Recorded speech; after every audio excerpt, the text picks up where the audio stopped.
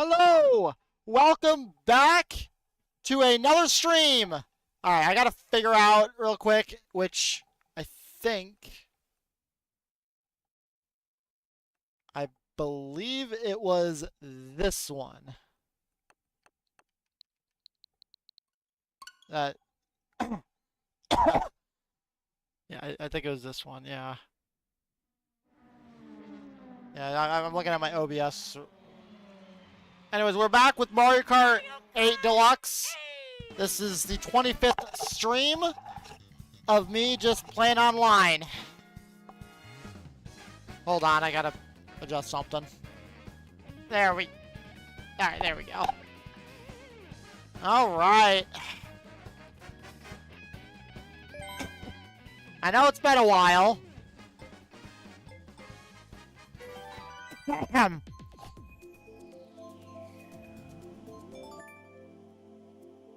So we're on the worldwide versus race. Oh yeah, I'm only in the 10,000 VR rating. And I'm still just gonna go with Yoshi Teddy Buggy. It's familiar to me.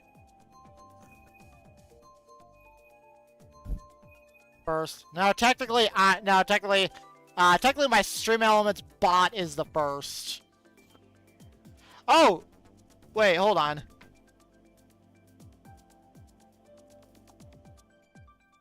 Oh, hold on.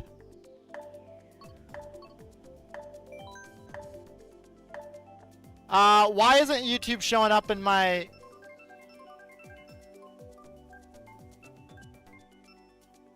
on stream? Hold on. Chat's not in the corner. What's going on?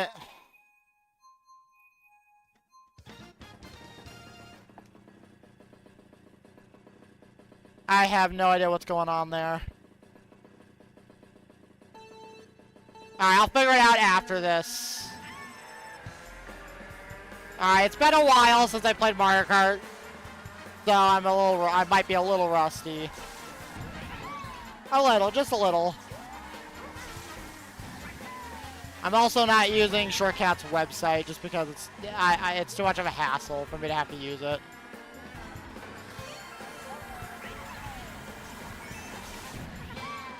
Alright, now... I see someone else is using the exact same combo as me. Same Yoshi color and everything. Wow. Do I have a secret admirer? No, it's just a coincidence.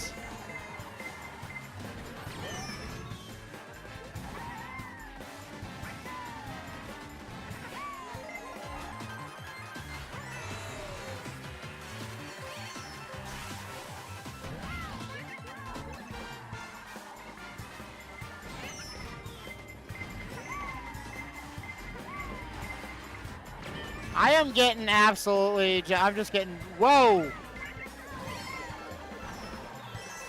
Yeah, I'm not focusing on anything. I'm just wondering why YouTube isn't in the chat, showing up in the chat. Alright. Alright.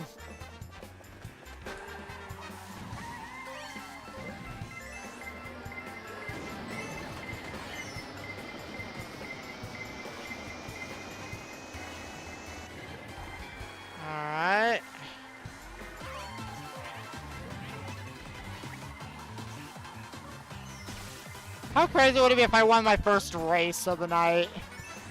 On my first actual race. Like, that's not gonna happen, but given how much of a breakaway first place has.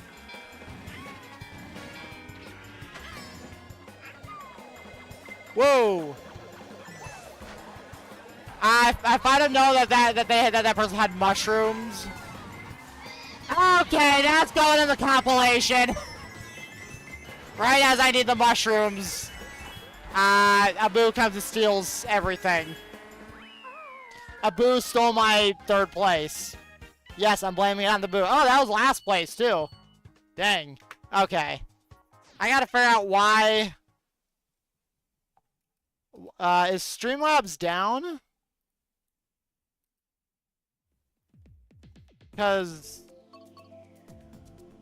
Because it's nothing's showing up in the chat. I'm just gonna do a quick test chat. Okay, so Twitch is working. Why isn't the YouTube side of things working? I swear. Alright, I'm gonna refresh the entire chat. And I'm gonna do a test on YouTube on the YouTube end. Okay, now it's working. Now it's working. Okay. Okay, I just had to refresh it. OBS. Alright, I'm actually gonna refresh it again though. That way my message isn't up on there.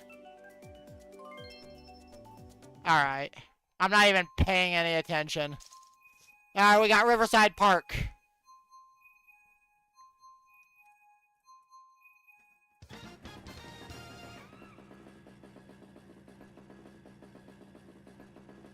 Alright.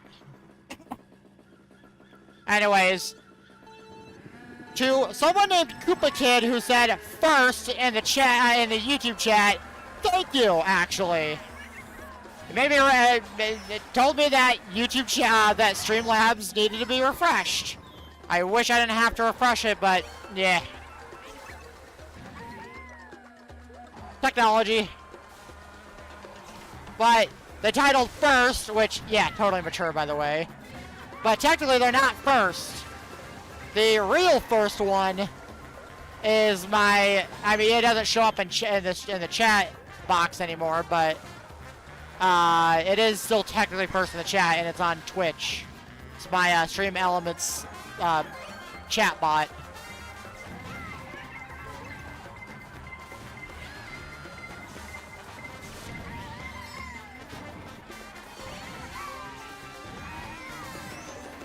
You're kidding me.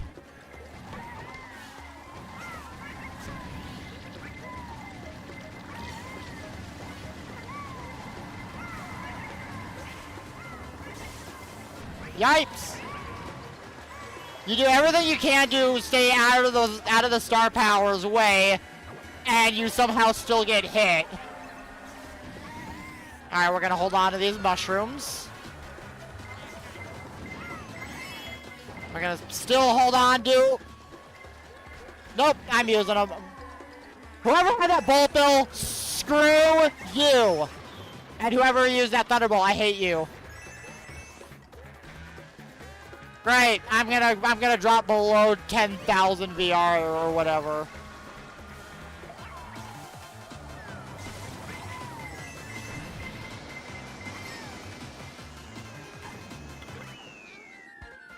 Oh, jeez.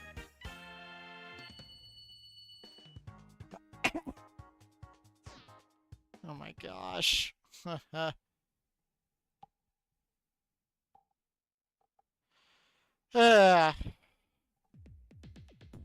Anyways, I'm not sure if I even did my intro properly, but we're doing some Mario Kart, and I'm just gonna pick whatever I feel like it.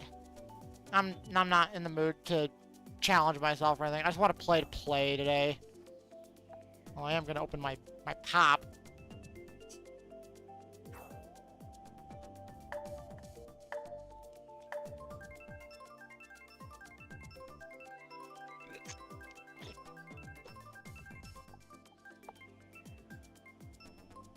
Big Blue. Excuse me. We got Shadow Wolf in here, and only 2 races in, and we've already got Shadow Wolf. At least this is. I think this is the 3rd race, isn't it? What was the 1st race? Oh yeah, Royal Raceway. That's right. I could have had a better chance had I known that the person who had the triple trail items had mushrooms. I thought they were like shells or something. That's why I didn't throw my red shell. Otherwise, I totally would have just absolutely ruined his day.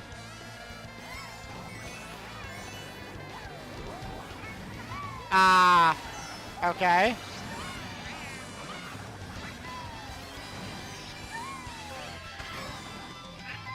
Shadow Wolf's has got a black Yoshi. Kind of half expecting Bowser Jr. Hey, Yoshi's better. Yoshi's better than Bowser Jr.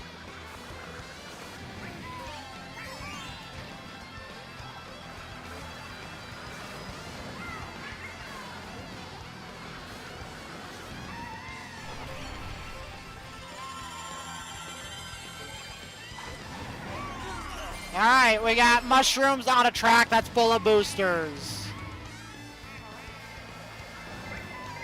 I guess I can use it in case I miss a booster. We've also got 10 coins, so we got the maximum speed.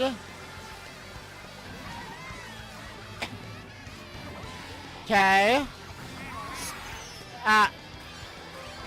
Yep. Yeah, I'm just gonna be a jerk today to half the people in the room.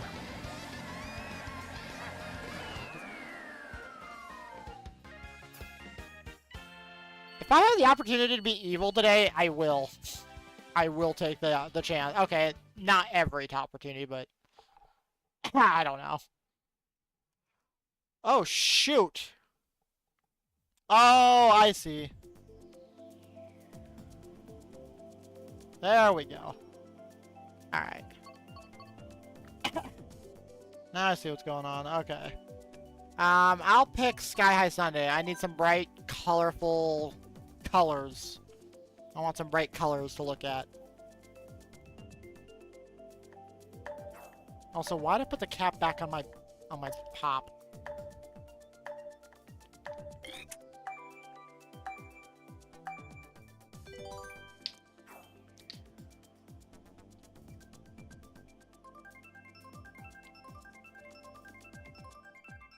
I don't have any commentary to make. Okay, Mario Circuit. Alright. 150cc. Good. Yeah, this is gonna be... If anyone's has vertigo, do not watch this race. I'm just gonna put that warning out.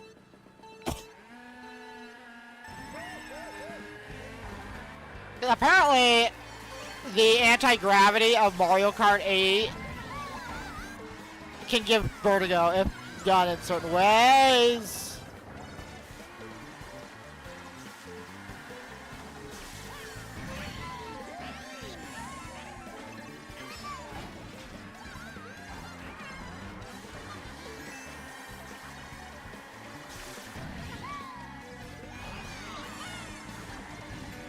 Yeah, I just took a double item box without actually utilizing it.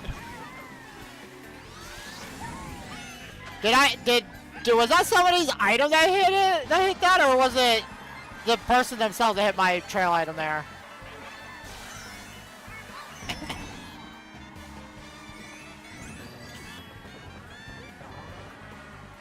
Anyways, I'm going back on the Mario Kart train because of the recent Nintendo Switch 2 announcement. Might as well get my mileage out of Mario Kart 8 Deluxe before the next Mario Kart game comes out.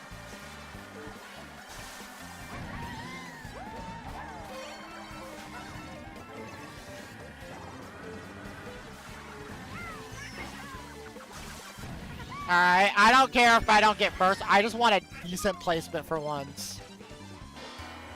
I'm already getting flashbacks from my last several live streams where I was just struggling time and time again.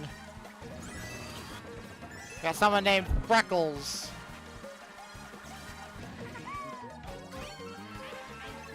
Okay, that ain't gonna work.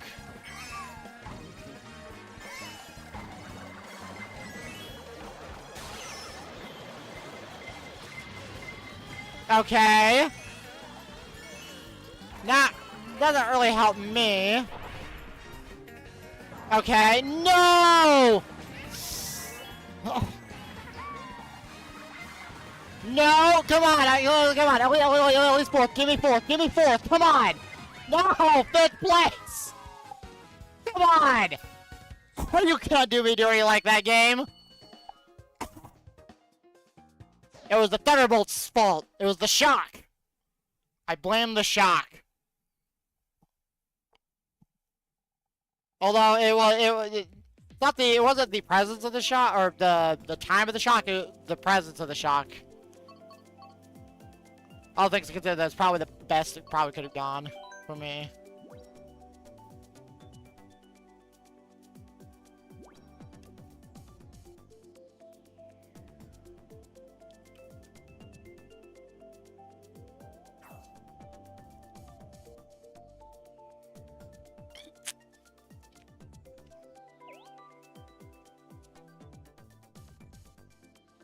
You know, I've thought about...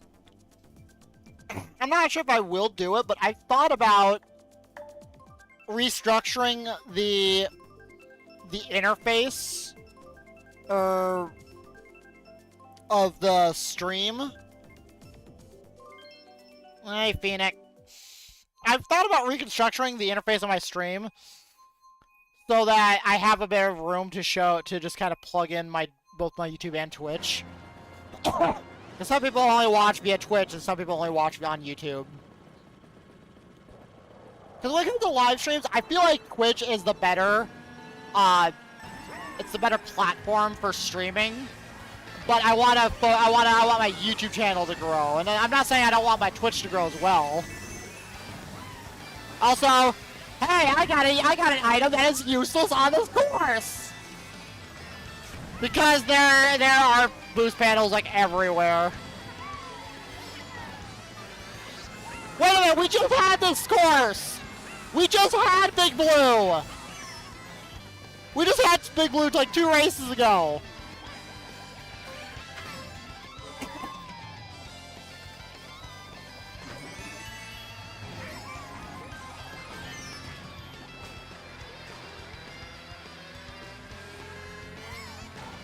We just had this course. I mean, come on. And I got nothing but mushrooms. And at least there's no boost panel, so I kind of utilize.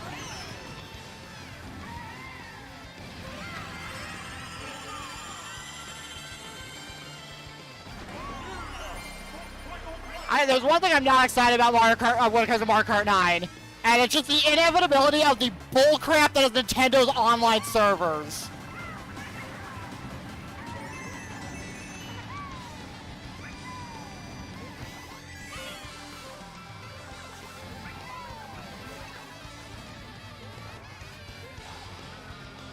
My guess is how they're gonna one-up is, okay, Shortcut did a breakdown and it looks like, okay, and the, let's see here, okay. One of the carts, I think it was Peach that was driving the car, I don't remember. One of the carts did not have wheels, but it had treads like a snowmobile. Mario's design looks a bit more like his design in the Mario movie, from what Shortcut could observe, because like Mario's like his cheeks look a little bit more round, like a bit pudgier, or a bit bigger, a bit rounder, kind of like his the design in whatchamacallit. And yes, yes, the 24 course eraser number. That's gonna be actually insane. Now, what I want to see is a 100 course, like 100 people on a course, and have it be like a battle royale. Now that would be awesome.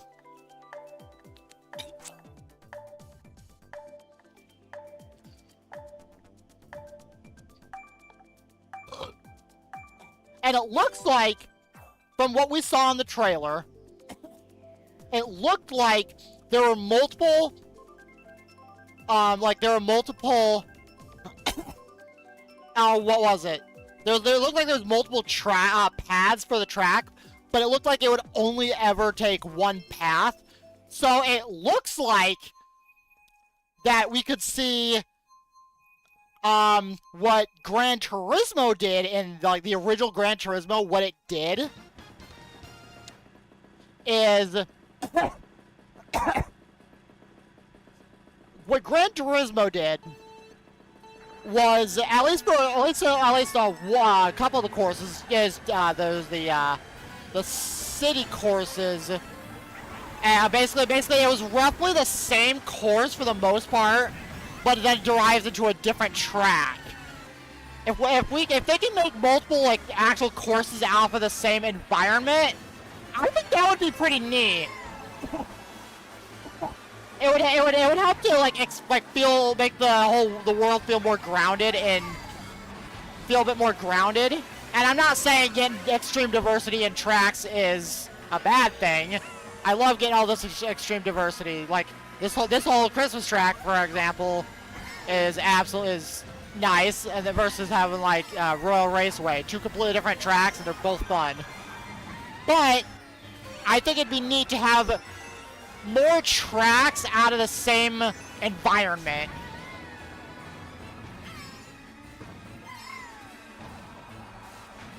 Hey, it's Scott!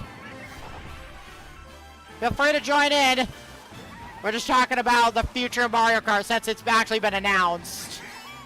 And I wanna try and just run what's the one I'm looking for?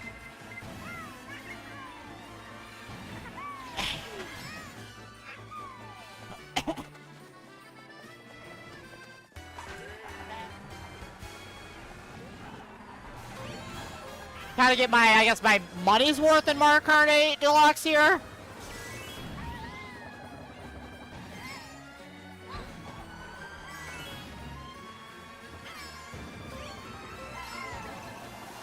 And let's see here.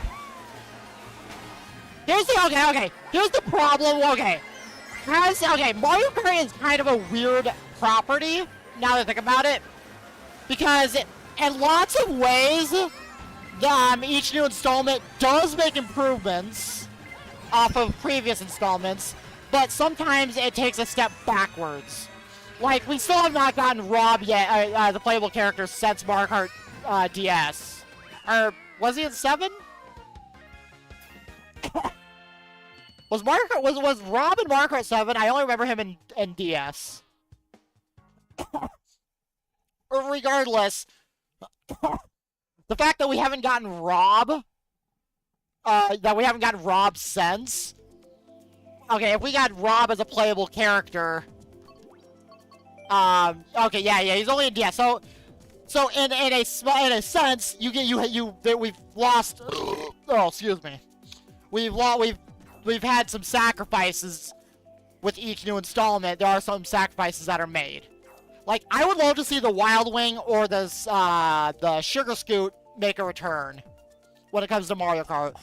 I want to see a bunch of those of older carts return, like the Egg 1 from Mario Kart DS, or the Cucumber.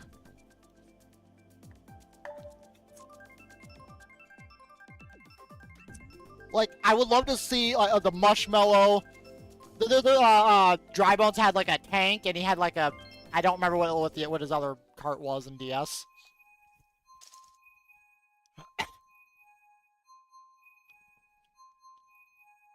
Yeah, that was interesting. There was some kind of glowy item, or I think it was an enemy just to populate the area. But at the same time, which I would not be opposed to it just being a small detail to populate the area and make it feel depth. That's always nice. I'm kind of curious. Okay. Again, when it comes to Mario Kart and Super Smash Bros. In particular, it's every game that has a new installment, but each installment's only once per console. Especially in recent times, every new game has to have some sort of gimmick. You know, like, in a way, you have to one-up yourself with each new installment.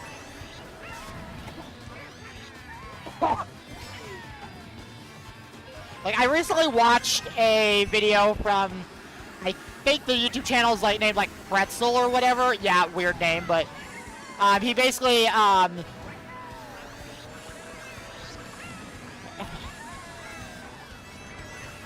was doing a video on why okay, so to put it bluntly, I'm going to use Forza Horizons 4 and Forza Horizons 5 as an example, as well as NBA 2K.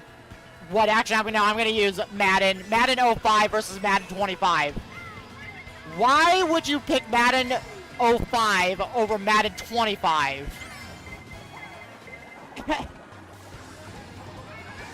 Why would you pick Forza Horizon 5, or sorry, Horizon 4 over the 5th installment?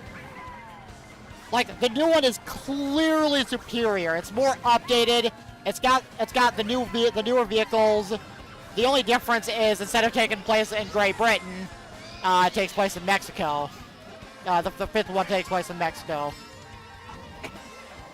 And it's the same. It's kind of the same case with most like all sports games. And technically, I could consider this to be a sports game because racing. Again, you don't. Again, I don't care if it's nostalgia or not because I don't get much nostalgia for Forza Motorsports 4. Like I get a little bit of nostalgia, but like it's not justifiable enough to actually revisit the game.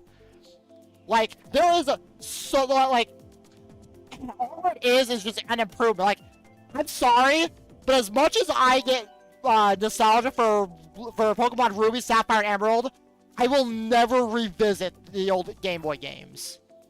I don't care how much nostalgia I get, how nostalgic I get for it. I'm never going to revisit the old games like that. There's no point.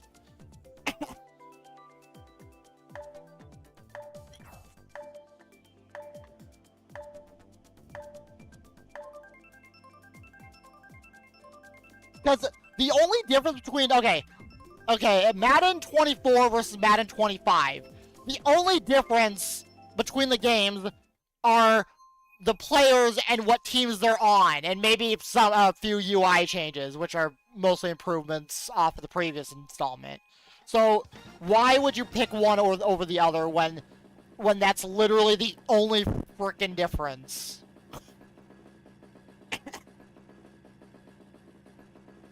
But when it comes to Mario Kart, it's kind of a similar boat, but instead they just keep introducing new gimmicks to give it a make it more unique. Like there's a couple courses that are mostly the same, but the only from a previous installment, but the only difference is it's got a little bit of anti-gravity. Also, Nintendo fix your servers.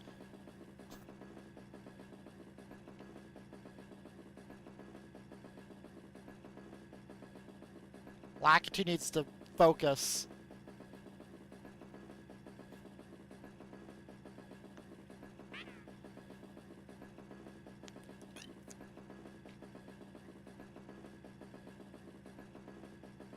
Okay. Yeah, this is one thing that will carry over into Mario Kart 9. I guarantee it, because it's Nintendo. Nintendo doesn't know how to run servers. There we go.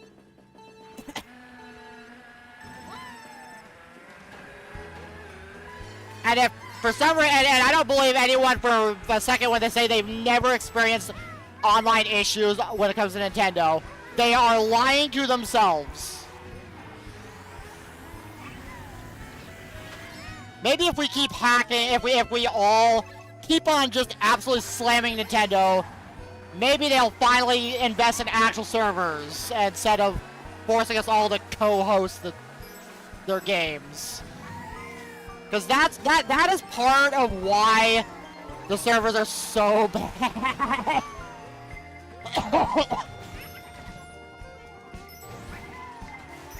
Oh yeah, special items and double dash. That's a thing that we missed out on when it comes to Wii. Also, crap.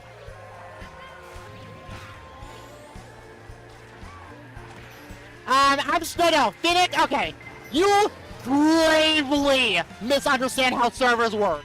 It has nothing to do with the console itself, and more so how the connectivity works. I can have a Switch that has the power of a gaming PC, and it will not make a difference. Because one person with horrible internet can screw an entire room over. That's how the servers work. Especially Mario Kart. There's a lot of There's a lot of weird things when it comes to Mario Kart.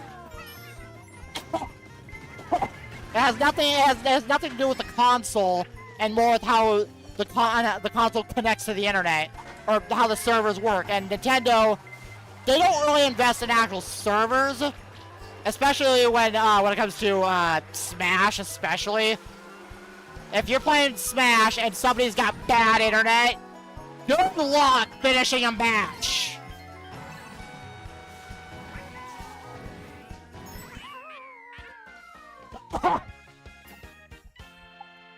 Because it's not again, the connectivity has nothing to do with the consoles.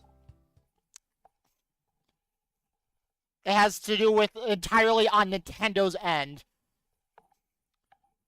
Because, or actually, really, not really on Nintendo's end, but rather the lack of Nintendo having anything. Because while this is technically on Nintendo's, like, mini baby servers, everyone in this room, I believe, is effectively a quote-unquote host. Because Nintendo doesn't want to invest in actual servers, because it's too expensive or something, I don't know. Mostly bullcrap reasons.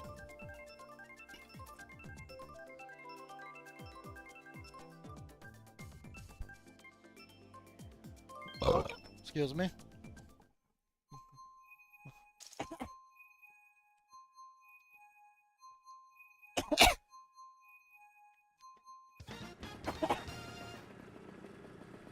That's just how Nintendo does things.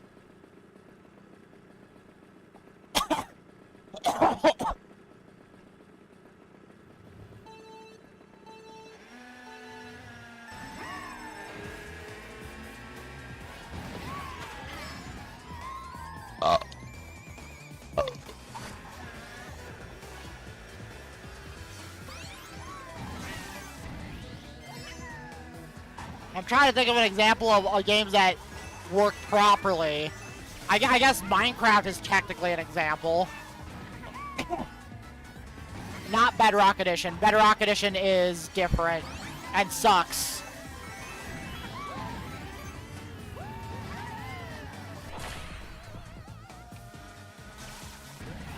Why does Bedrock Edition suck?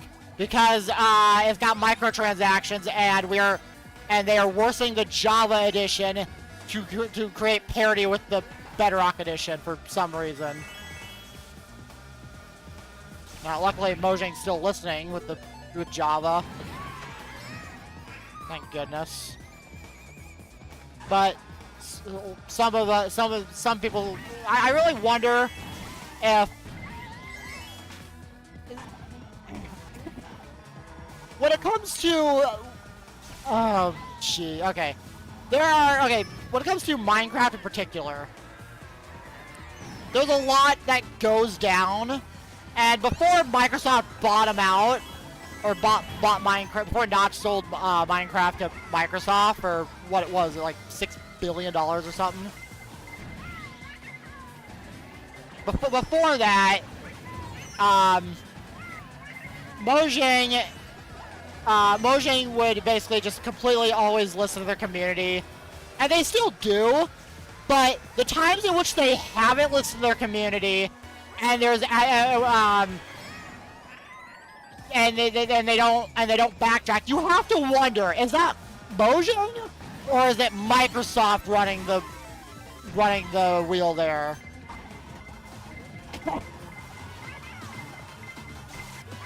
Because because the only times, and I mean the only times in which Minecraft's got a lot of backlash that from the community, and they didn't back away, it's very out of character, but it tends to be, it was after Microsoft bought them out. Like the most controversial updates, the 1.9 combat update, was the very first update after Microsoft bought Minecraft. The the Wild update? Okay, there was an update in 1.19 that added chat reporting.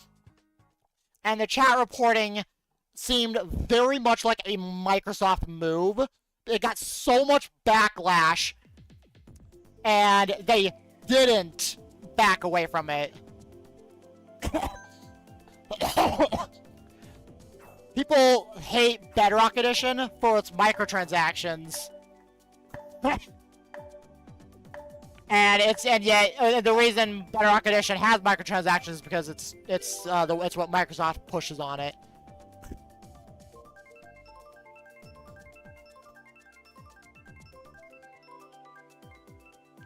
And Phoenix, we went from Mario Kart to Minecraft because that's how a conversation works. That's how topics work. Topics change. If you don't know that, I think you might need to go to preschool and figure out how to have a conversation with people. But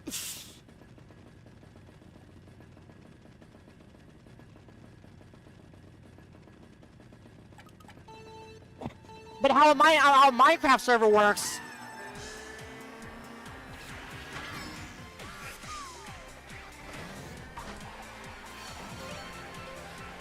I don't believe that for a second, but how... Yeah, server. How a Minecraft server works is you host the server on a completely separate computer or a set of computers that are capable of actually hosting everything. This way, the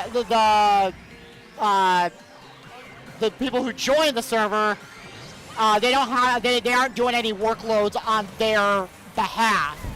They aren't the data use is kind of minimal, and the internet that the server or the server host is connected to is actually proper. Like that's why you have things like you have hosters like MC Pro hosting. You have Bisect or something. I don't remember what it's called. And those are you have dedicated servers for games and whatnot, and it allows the game to actually function smoothly. Whereas Nintendo, they just have every person who's a member of the room just become a co-host of everything, regardless of the internet. I understand it's cheaper, but cheaper doesn't necessarily mean better.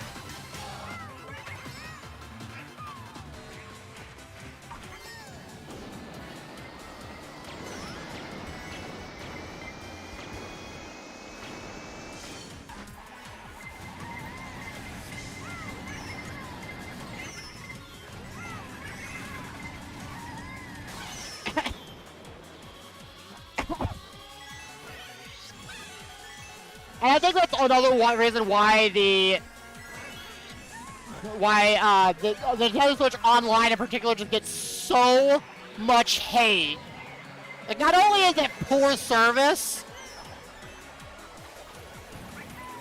you're paying for it. You're basically paying for what is effectively crappy service.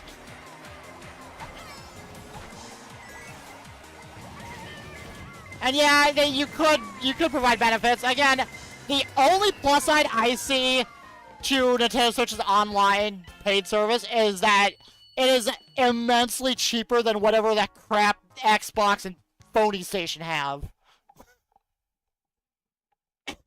Instead of it being like 60 or 80 or 100 frickin' bucks a year, it's only 20 bucks. But at the same time, what they should do.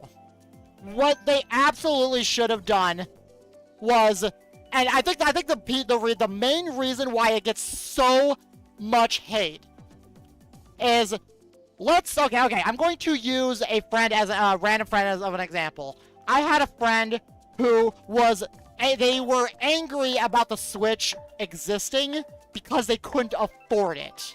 They didn't have the money to get a Switch. Now that's $300 plus 60 for whatever game you decide to get. Now let's say that person finally saves up and they get a Switch and now they get to play online for free. Now let's say, now you gotta pay to play online with all your friends. And let's say now you can't play online because you don't really get much money. There are plenty of folks that cannot play online because they cannot afford the online services. And again, I think playing online should always be free. Now, they can, if you want to throw in $20 and have extra perks, like, I think instead of having a premium option, or sorry, a $20 and $60 option, you should have a free option and a $20 option. And if you want everything to be in the paid option, go for it. I would not have a problem. Sorry, I would not have a problem if they took they took all the emulator crap, put it into one single paid option, and made online play for free. Because then I would not be paying up. I would not be giving Nintendo any more money over Nintendo Switch Online. When it comes to being paid, I don't care for any of the retro libraries. I can emulate that crap for free on my PC.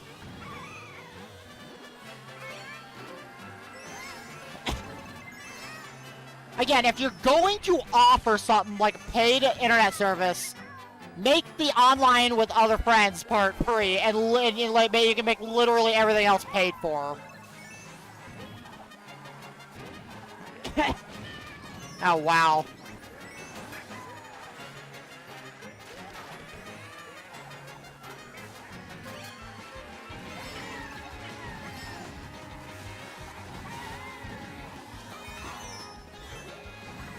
And I don't give a damn about portability. Because here's the thing. Here's the thing about that breaks the portability of the Switch and the Nintendo Switch Online. Half the time, if you're out and about, you literally can't access online anyway with the Switch. It's kind of left null and void. I was at a hotel last month, and not once did I actually pull out my Switch. Not once did I care about, that's because there was no internet where I was at. And here's the thing, because of the self-thing, if I were to play online with crappy hotel internet service, it would be just unpleasant to play with. I'd be fighting the internet.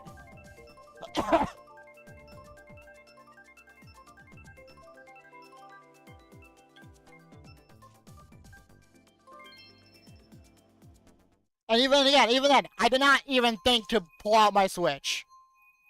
Maybe in the car, maybe, but that was it. And not everyone okay, most people that buy a Switch because they love Nintendo, most people, like the biggest demographics for Switch is unfortunately kids. Most kids aren't going to have a phone with a hotspot and internet data to use wherever the heck they are. And plus, yeah, I got to worry about coverage. I've been in places where I didn't get any internet coverage. Now, I have US Cellular, but coverage varies from provider to provider. But still, there are plenty of places where you don't get coverage.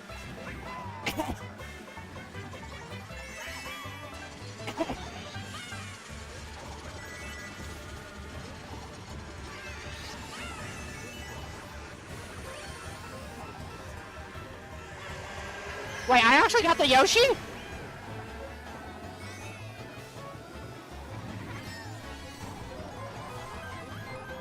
Crap.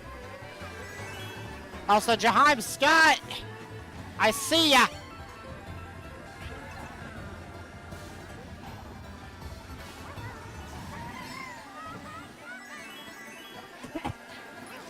Come on.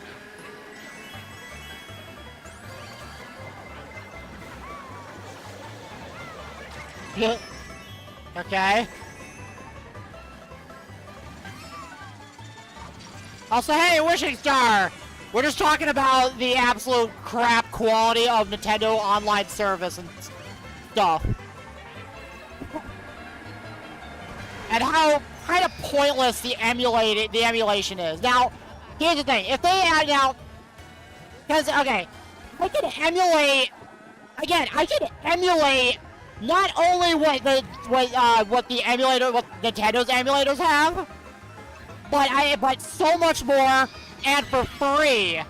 And I would not, and here's the thing, I would not think to play them on the go. Because as portable as the Switch is, it's only portable. It's hard to explain.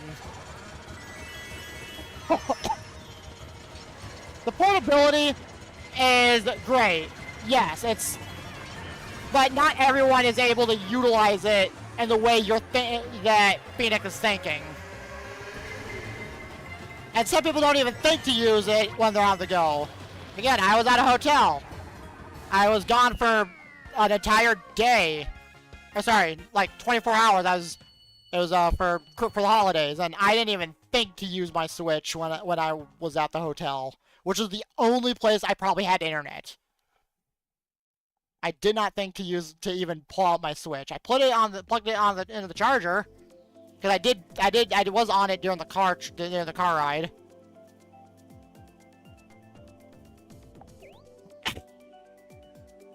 Well, yeah, there's a difference between the Game Boy, GBA, DS, and 3DS, and emulating it through programs that require internet on the Nintendo Switch. Because while the Switch are technically the whole package, you need internet to access the damn online thing. And I did not have internet at all when I was on the go, so that kind of breaks the novelty of it. Whereas if I actually had my 3DS with me, I could have just pulled it out, boom, I can play it. Now, if they didn't require internet to play, then that's another story.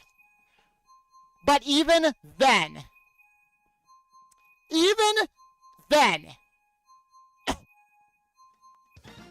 the libraries and the available libraries suck.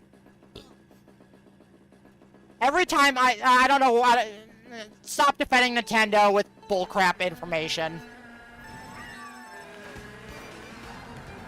There's no defending this one. Because even if they did, the libraries are so small.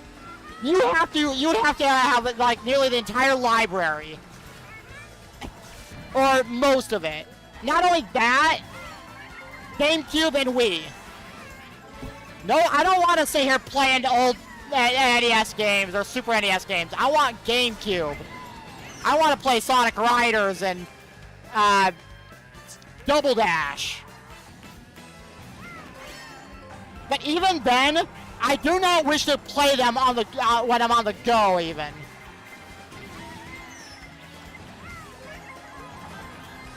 And most people who would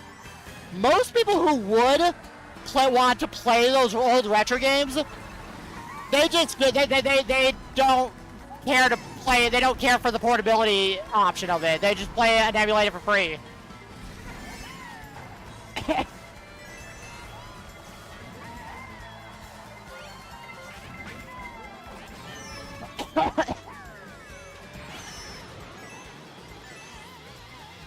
To be honest, I never got to enjoy Virtual Console because I didn't have internet growing up. I didn't really have much for internet growing up. Again, I never really got to play the Wii games online because I didn't have actual internet. I didn't have proper internet till much later, and even then, I didn't know what I was doing half the time.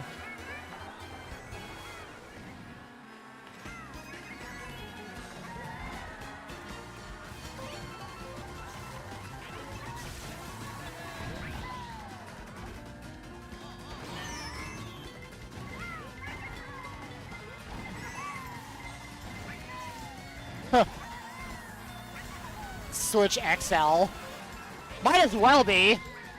Because here's the thing.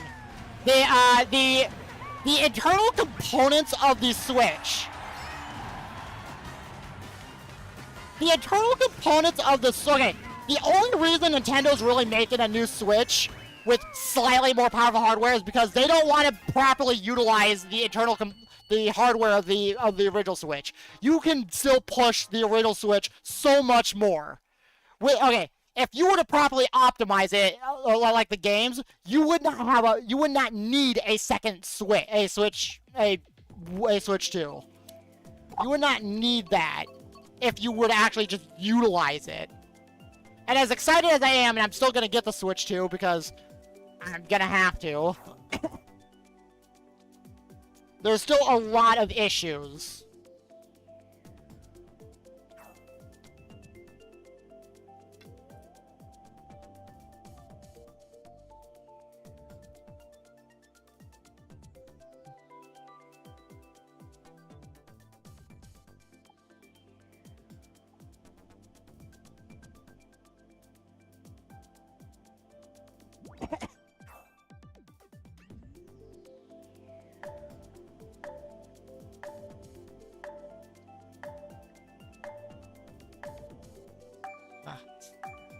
It is hot in here. It is hot in my room. Oh, excuse me. Oh. And yeah, I mean, that's kind of a no-duh moment, though. It's basically like going from a DS to a 3DS. Or like a 3DS to a 3DS XL, the new Nintendo 3DS.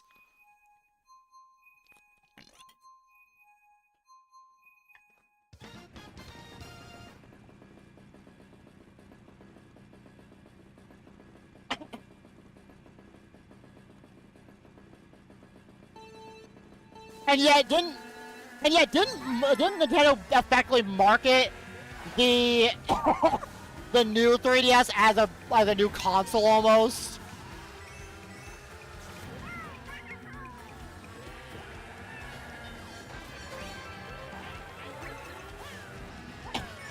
And upon looking at the trailer, I'm not saying the trailer is bad.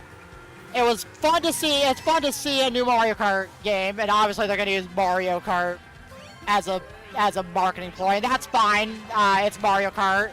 Mario Kart is probably like their biggest franchise. It's the biggest IP Nintendo probably has.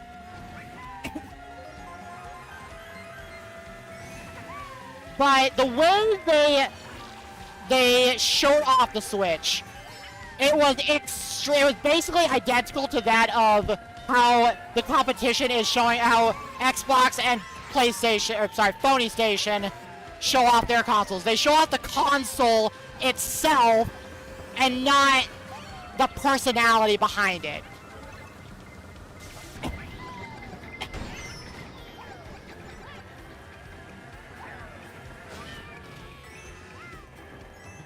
Like, when the Switch was revealed, Nintendo was showing the console being enjoyed by many. You saw people actually playing it, laughing, having fun.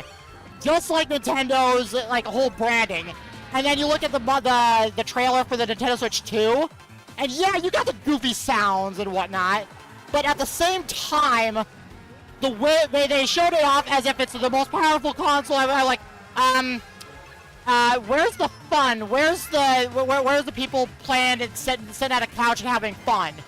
Where's that Nintendo? That's actually a good way of putting it, wishing.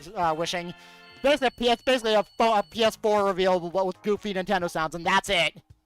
There's no personality. There's no real personality to it.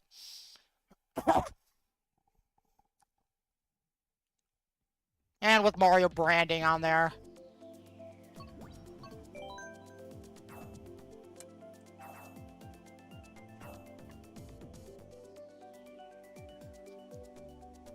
It is hot in my room. Excuse me. Alright. Like, I love Nintendo, but we can't just blindly accept everything they do. Otherwise, they're gonna realize, oh, if our customers are gonna buy whatever, let's just come out with absolute crap and make some money. It reinforces laziness.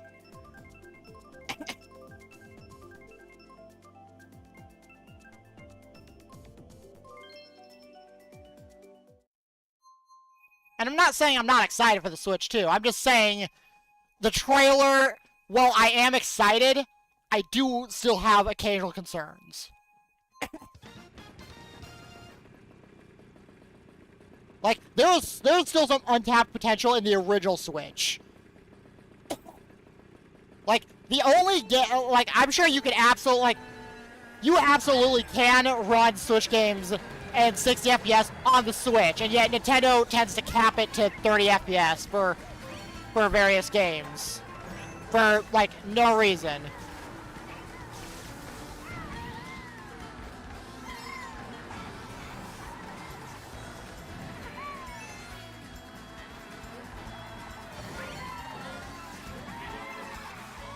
Oh god, I hope we get Twilight Princess HD.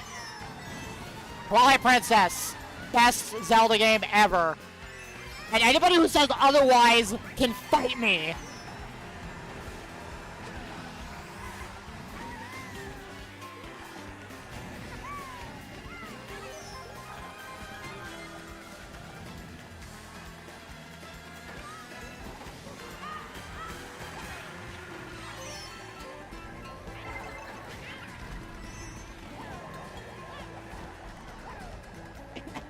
And now I'm in last place. I'm just focusing more on conversation.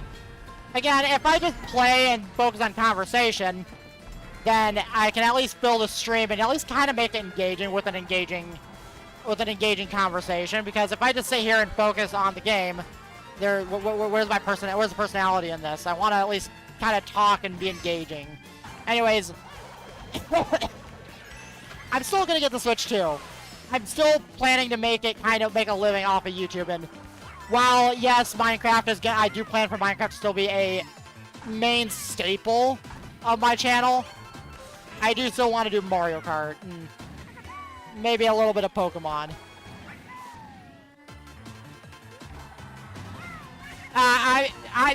Speaking of Skyward Sword.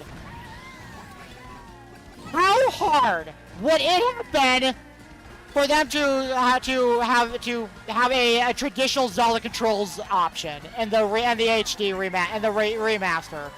I bought it and I can't play it for very long, and so I just don't even touch it. It is like physically painful to play. Maybe if I was playing the Wii, then fine, but on the Switch, oh.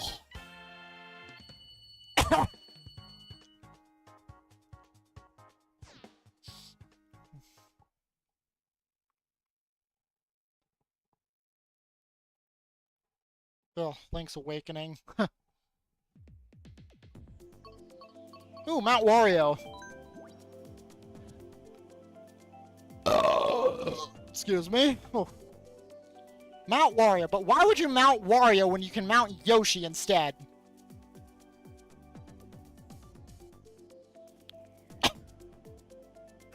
There you go. So that's actually why I didn't get to play Skyward Sword when it first released. I didn't have the Wii Motion Plus accessories required to play it.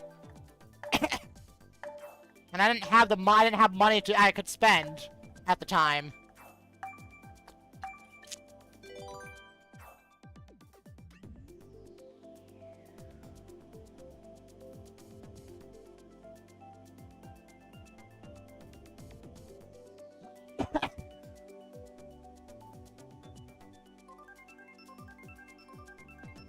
And like, yeah, you can show off.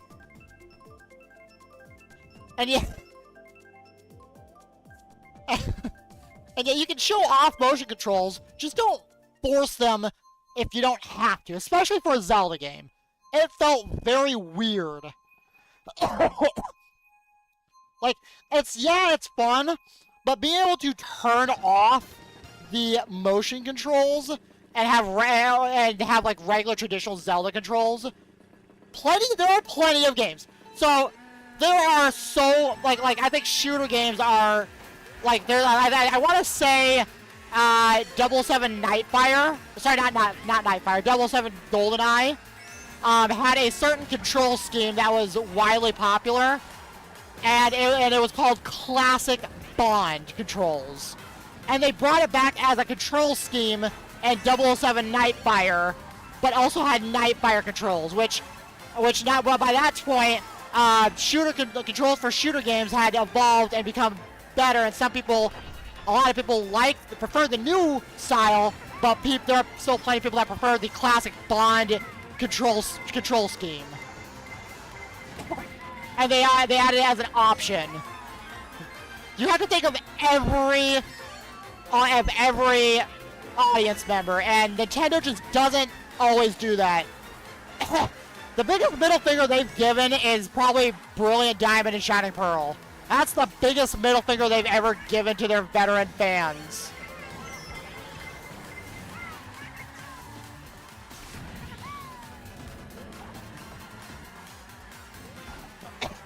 Because Brilliant Diamond and Shining Pearl, if you can't see how they're awful as remakes, you deserve to lose your Pokemon license. I'm sorry.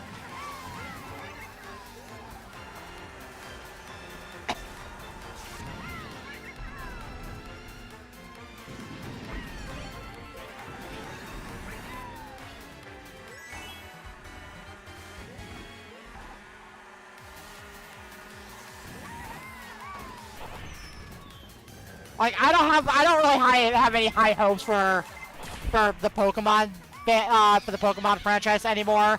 I just get it to see the new Pokemon designs. That's pretty much it. I want to look at them and kind of just enjoy.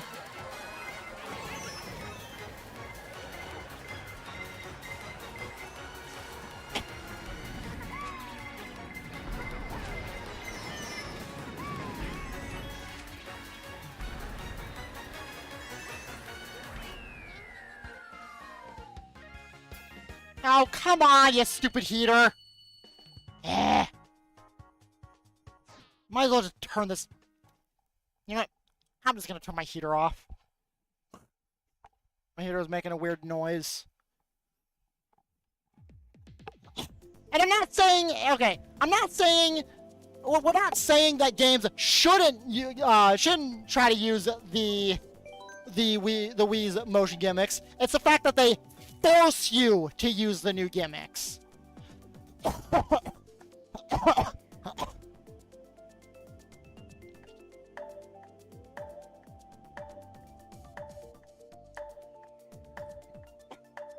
Again, I bring up the accessibility.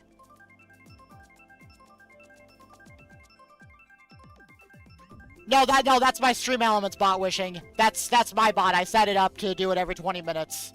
Every 20 minutes, it gives a reminder you can donate or tip me on my Stream Elements. That is set up. That is a bot. That is a intentional bot. Yeah. Yeah. I actually have it set up for on Bloons How to Fence. So that I want to set it for every 30 minutes. Yeah, it's fine. It's fine.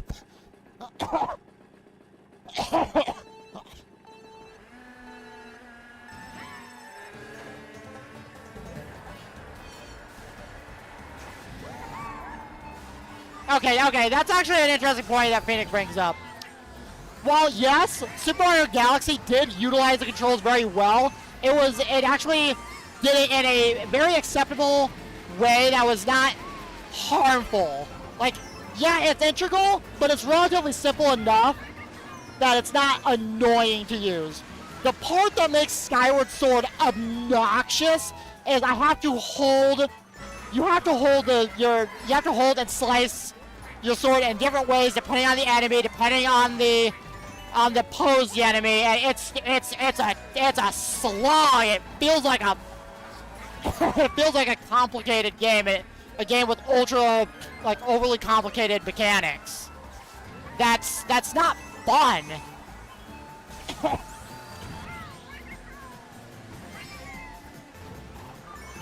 You have to. Whereas, and again, for whatchamacallit, what's it called? For Galaxy, you just shake the Wiimote or nunchuck to use the spin jump. That's it. There's literally nothing to it.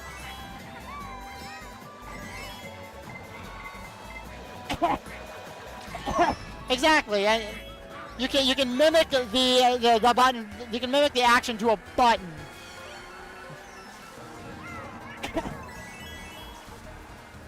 And again, accessibility. Accessibility is everything.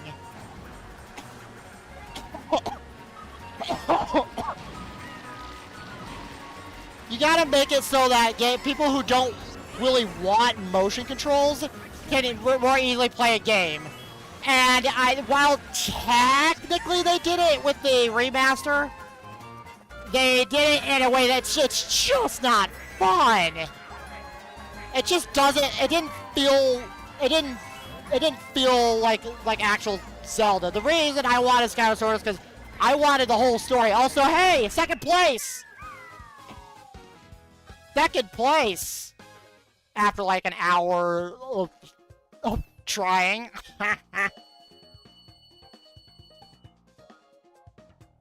I'm not even paying attention to what placement I get.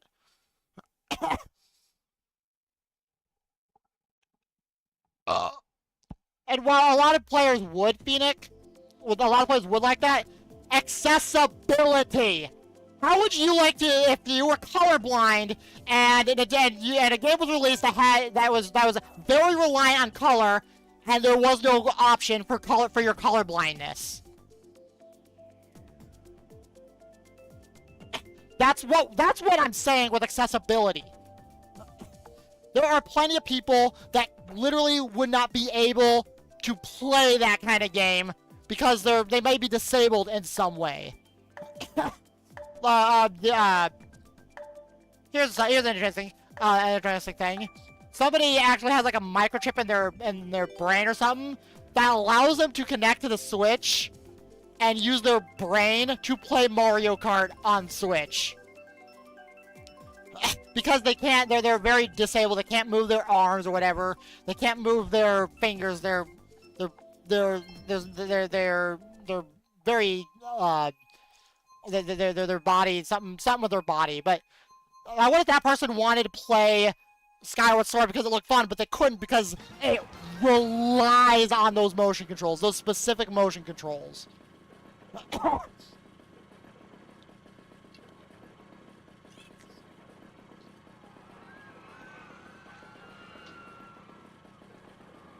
And yes, Phoenix, I know because of a YouTube video. I believe it was, I want to say it's Andy Yang. He does shorts, and I think he also comes from TikTok. I love him. I love his stuff.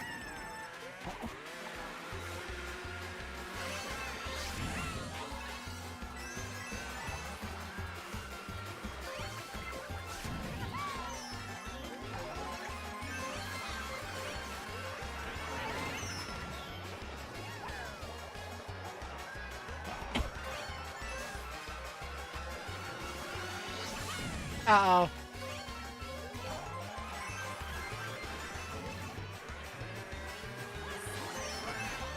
Okay. Anyways, the point we're trying to make is you can have a game, you can introduce a game that can take advantage of a console's gimmick.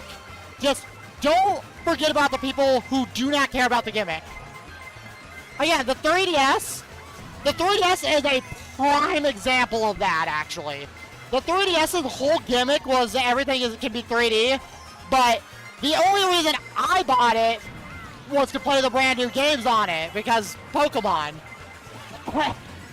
There are plenty of people who literally cannot enjoy the 3D feature because it hurts their eyes. There are people with who might get epilepsy and whatnot, and whatnot. Being able to turn that kind of thing off, or using just traditional Zelda controls. Again, I will bring up the 007 GoldenEye Nightfire distinction. And while wishing has been making efforts for, I haven't actually played Twilight Princess on Wii, so I don't know how its controls work. But again, having the option to have traditional controls should always be considered.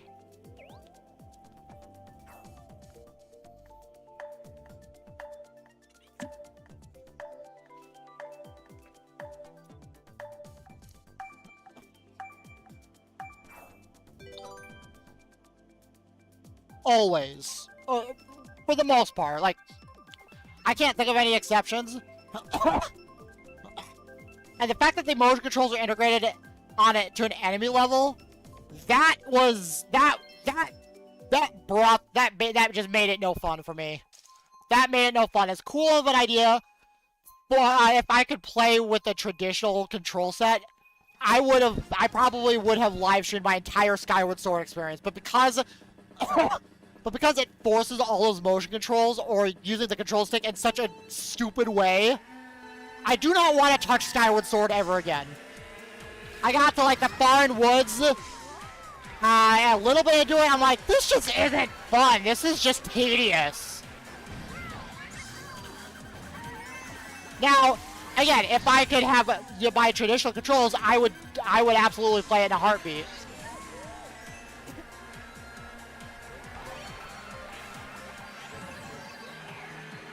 And it's a shame too because the lore from Skyward Sword sounds interesting because chronologically it looks to be the first instance of the mask. It's where the mask sword is created and everything. And we're talking about with Skyward Sword for the Switch.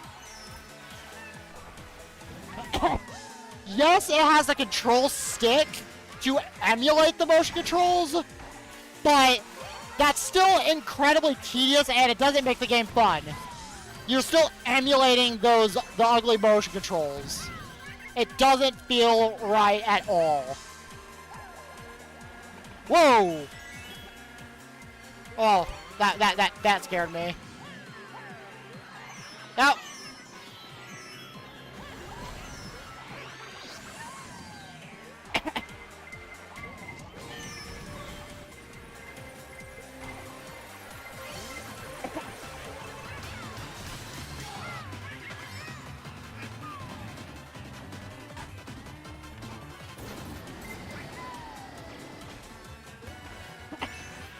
like, I love motion controls as much as the next person. It was one of the main selling points of the Wii. But that doesn't mean every single thing you do should integrate it. Like, one thing that didn't actually use motion controls was Excite Truck. Now, Excite Truck is a racing game, yes, but it used the gyroscope. In fact, I think Mario Kart games also use the gyroscope.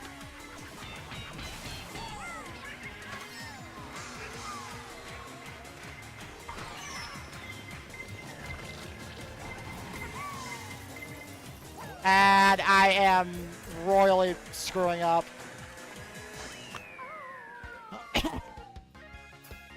But then I'm not worried about placement. I'm just playing and chatting. Oh, excuse me. Oh. Like, Skyward Sword HD. Again, the way... the way that it implements an alternative to motion controls, it uses the control stick to move the sword. And while that's interesting, I wouldn't mind it too much, but I want to be able to just press a button to swing Link's sword. That's how I've always enjoyed Zelda. Whether it be Ocarina of Time, from Ocarina of Time to Wind Waker and Twilight Princess. If I had that as an option, and it was just more traditional Zelda playstyle as an option, I would have absolutely praised the crap out of Skyward Sword for it. At least the HD remaster. Because it would have been giving me access to a much better way of playing it. Because again, I could not play Skyward Sword on the Wii.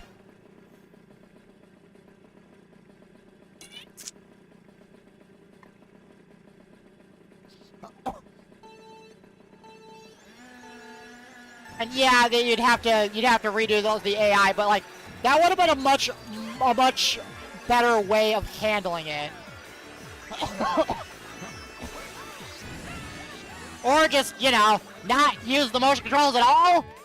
Because of those motion controls, I've been duped out of an entire Zelda game, and I'm still pissed about it. When did Skyward Sword come out? Like, it's like a decade old at this point, isn't it? Like, over a decade later, and I'm still pissed. I've been duped out of an entire great Zelda game.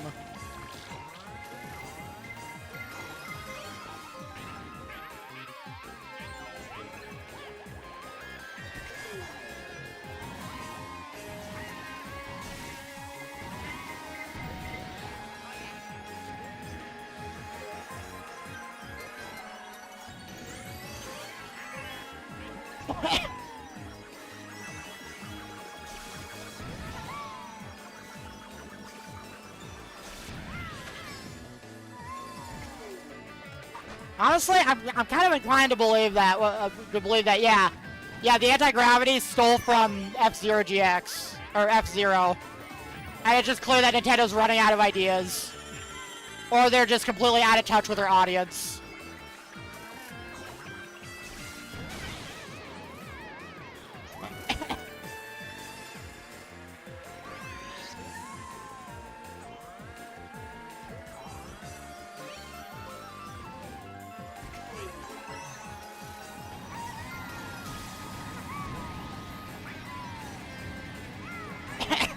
I wonder if I can make a comeback on this course. Here we go. Let's see.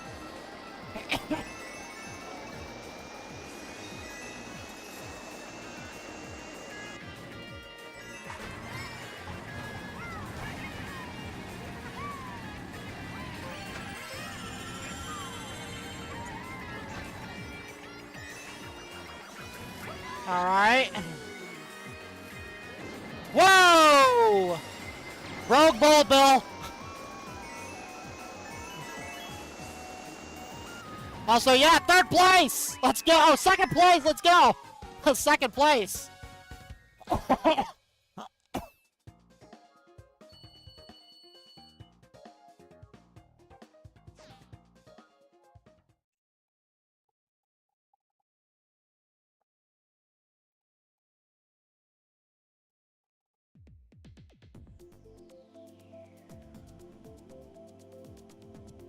Honestly, now that I think about it, one of the feelings I get when it comes to Mario Kart Wii was the courses, or the size of the courses, felt really large, and they feel just a little bit shrunken down in 8 Deluxe. Not that that's a bad thing.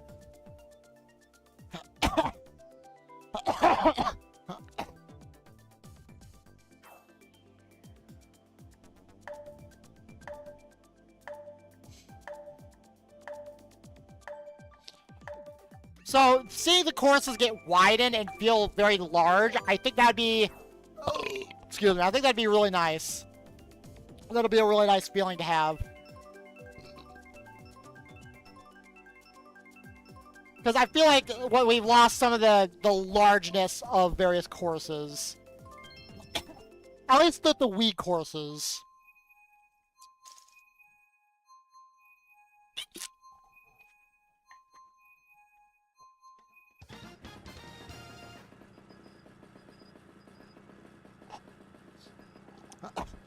Well, here's the thing. When it comes to the retro courses, they've already technically done that with Waluigi Pinball.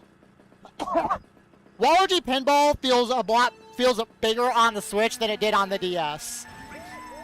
Whereas if it was on the Wii, it'd feel bigger on the Wii than it would on the Switch here, I would guess.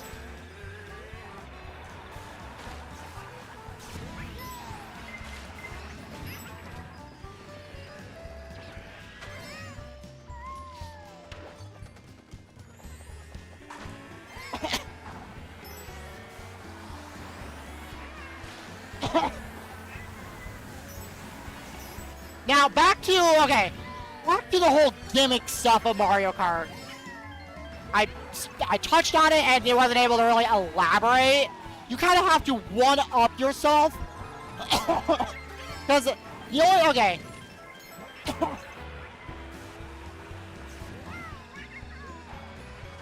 When it comes to Mario Kart, I think if they're going to make a Mario Kart 9, the only real way you can truly make it better is to either take Mario Kart 8 and kind of effectively port everything to it, and then tack on a whole new game's worth of levels of courses to it, as well as the gimmicks. Or take again, add everything, like all the characters that we have here, and then add in brand new characters like Kirby and Fox and whatnot. Add in new characters.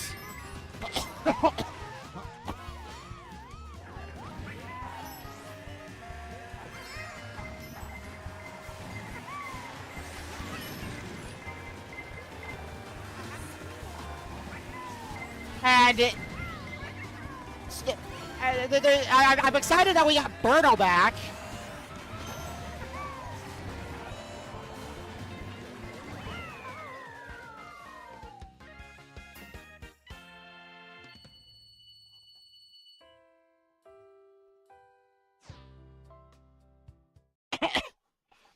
Like when it comes to Birdo, you don't know how excited I was when Birdo was announced to become a playable character in the DLC. Like, I was excited to see Birdo finally return, because Birdo's only been in like 3 Mario Kart games. But like, if we get a new Mario Kart game and we have a smaller roster, or some characters are missing, I'm gonna start questioning Nintendo with a lot more with what they do. Bumped my mic. My nose just itches.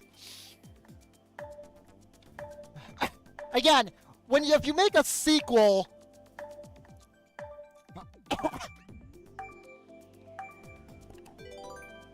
you have to kind of one-up yourself in a sense. And that has not always been the case for Mario Kart.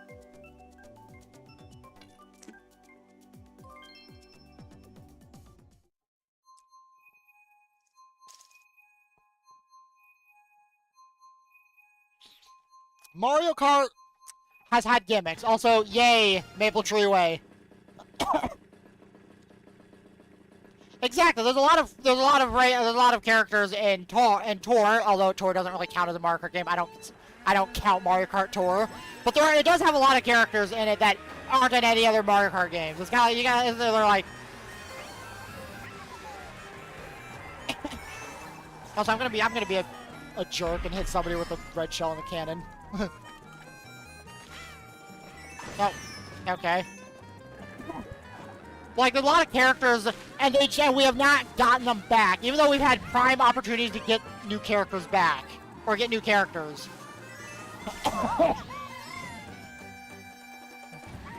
It's kind of like, it's almost like someone set someone up for a punchline for someone, and it's so painstakingly obvious, and the other person just refuses to take make the obviously set up joke.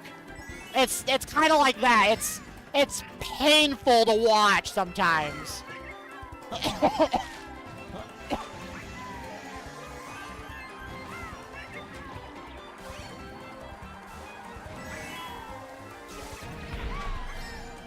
Like, we never got Birdo in Mario Kart 7, and that was kind of upsetting. But here's the thing, in Mario Kart 7, we got what's her name, the Honey Queen, the Queen Bee from Mario Galaxy as a playable character. She has not yet returned, and in that sense, it's a slight downgrade when it comes to Mario Kart 8 Deluxe. I know Mario Kart's kind of like give and take, but I would love it if we could just kind of have a stable Mario Kart that just constantly evolves instead of having to release a brand new game. We can get an update to add new gimmicks and stuff. It's not that hard.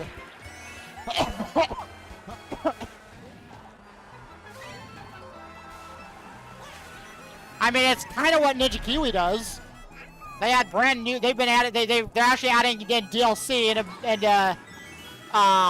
it Balloons Out of Fence 6. And while I'm not sure if I'm gonna get it, the DLC looks interesting, but it looks like it's its own entire game. Like, completely... So it's entirely possible to release DLC while straying very far away from the base game's, like, gimmick.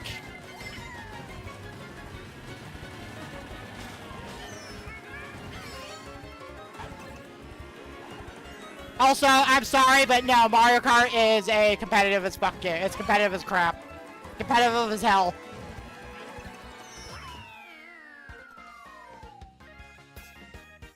I mean, yeah, I'm playing it more casually today because I don't care. I just kind of want to milk Mario Kart for now.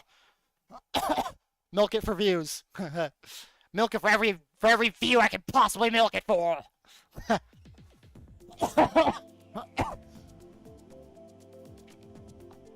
Oh, look at that!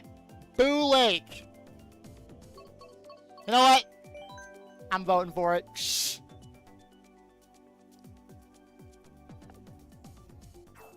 Mount Wario.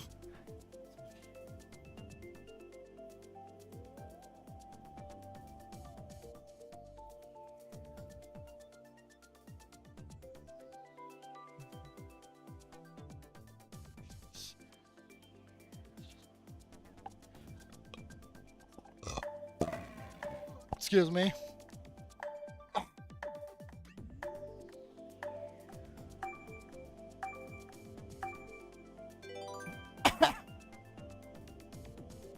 What you fail to understand, Phoenix, is what you fail to really understand is that has no grounds to stand on. Also, we happen to get Boo Lake and Shadow Wolf isn't here. Nice. Anyways, that argument has no grounds to stand on because, yeah, Mario is much more popular than any one of Nintendo's IPs. Why doesn't Nintendo focus on just Mario? They focus on more than just Mario. You got Mario, Kirby, Zelda. We got a new Metroid game coming out at some point.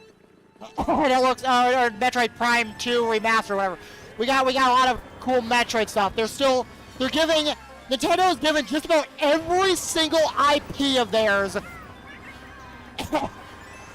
They're giving just about every single IP of theirs attention, like proper attention, and with brand new updated looks and awesome gimmick and awesome stuff. And what does F-Zero get? F-Zero 99. It's just an online port of the original F-Zero. Why? And it's like they're getting the short end of the stick. If I was a serious F-Zero fan, I'd be absolutely pissed. I'd be sending death threats to Nintendo probably. If I was a huge fan. We want that stuff in HD. I don't think there's even any HD texture packs for F-Zero GX for Dolphin Emulator. And it's unfortunate because they've been neglecting for so long, and while I personally can live without an F-Zero game, I want to see F-Zero GX actually return. I want to see the series make a big return. But yet they've been neglecting it properly. They get the short end of the stick with F-Zero 99. A game I probably could have coded, and I have no coding skills. That's like an insult. I probably could have coded F-Zero 99 with little to like basic coding knowledge.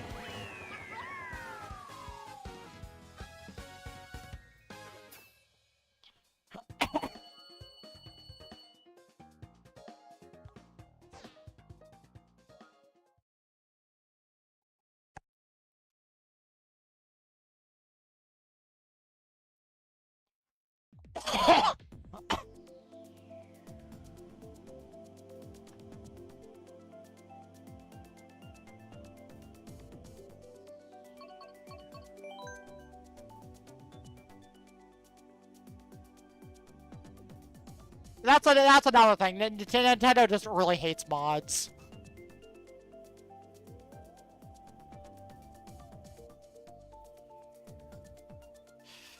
And again, but again, that F-Zero got the short end of the stick. You see games like Zelda getting big, beautiful, visually beautiful games like Breath of the Wild. Not so much as a good Zelda game, but still. Like, they're so good games, it's not a good Zelda game. But at the same time, and then you get Super Mario Odyssey. Visually stunning. It looks grand and big. You see Mario Kart 8 Deluxe. It's grand and big and visually stunning. And you got Kirby, the Forgotten Land, and whatnot. And everything looks visually stunning. And then F-Zero gets F-Zero 99. It's the original F-Zero with online functionality. I could have coded that with basic knowledge. And that's like an insult. I couldn't take insult to that. I would absolutely take insult to that F-Zero's getting the short end of a really delicious looking stick. Like, literally everything else that Nintendo's put out, they seem to be great. Like, Animal Crossing has been great. Super Smash Bros. Ultimate's been absolutely amazing. They're making them bigger and better than ever, and F-Zero, they take the original game, give it online functionality, and call it good. That is awful.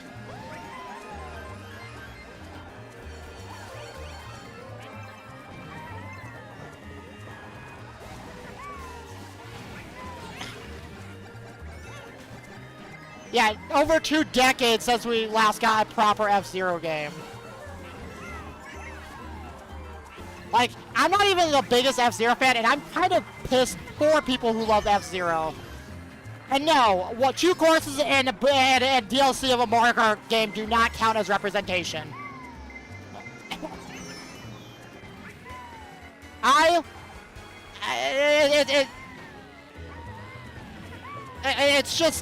It's rough. I can understand the frustration behind it. Like, I literally understand the frustration of a game getting pretty much neglected or going in a bad direction. I mean, Spyro has just a very questionable history of games.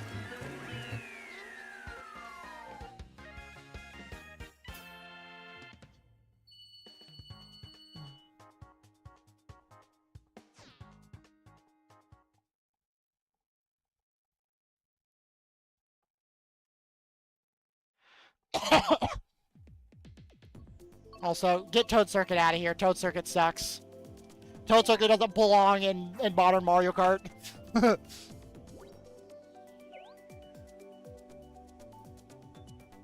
Okay, Phoenix. You just completely missed. Okay. Let's say you like a genre so much, and the only game in said genre that you can enjoy, you cannot enjoy it anymore. Let's say you cannot enjoy an entire genre anymore.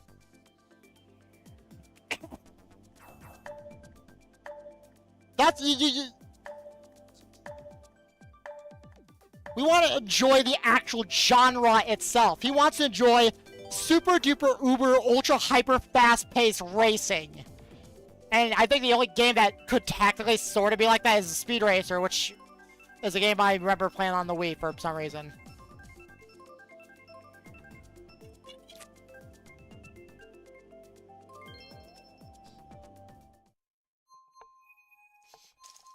There's a difference between racing. Actually, no, Phoenix, I'm gonna call you out on that BS. If racing is racing, then I dare you to play a game like Forza Horizons 5. I dare you to play a realistic racing game if racing is racing.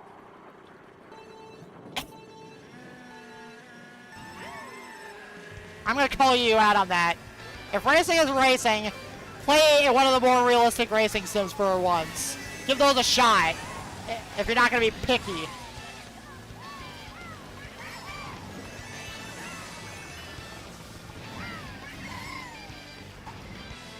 Because I love games like Forza.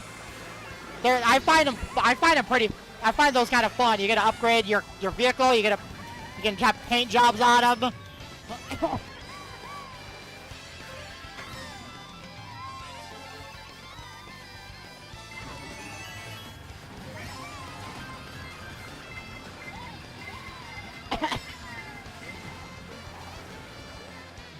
Like, okay.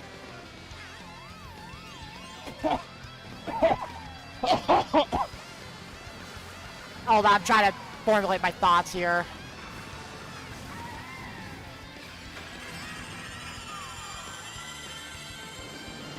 Racing isn't racing. There's another artist I watch. He does not like Bloons Tower Defense because each game of Bloons Tower Defense takes too long. He prefers a game called I believe he said Orcs Must Die. Everything's much shorter. It's a lot more forgiving and whatnot. And he just does not like Bloons Tower Defense. He has a tower defense game. He thinks it's bad. Whereas I'm the complete opposite. I love Bloons Tower Defense, and I don't care much for Orcs Must Die. They're two completely different games. In fact, yes, they're the same genre, but they're done so differently that you cannot compare. You're comparing apples to oranges.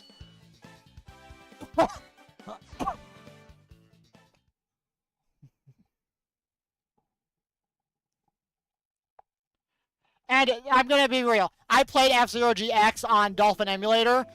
Compare that to 200cc in Mario Kart 8 Deluxe, or even 300cc, which is modded. Mario Kart looks like a freaking snail compared to the speed in F-Zero GX. Yes, even on the F-Zero courses.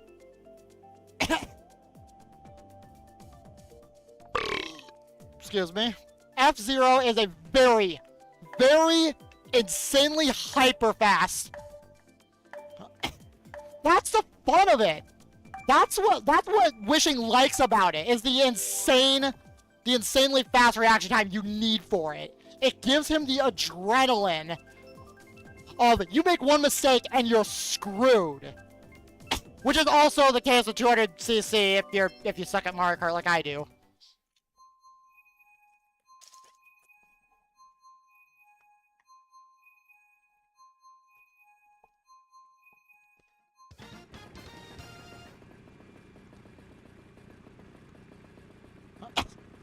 Well, that's because you're not a real gamer, Phoenix. Nah, I'm joking. You're just not used to that type of game. Just how you're probably not used to a tower defense game. You don't want to touch Bloons Tower Defense because it's not engaging to you. Whereas Wishing wants to play F-Zero because it's engaging to him.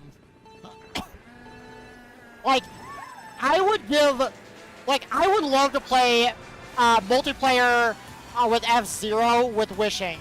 I think that sounds like it'd be an absolute blast.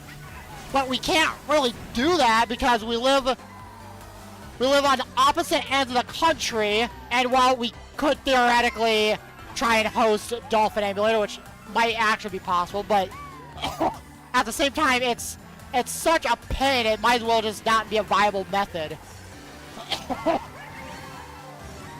I mean, Super Smash Brothers requires insanely fast reaction speed to play. In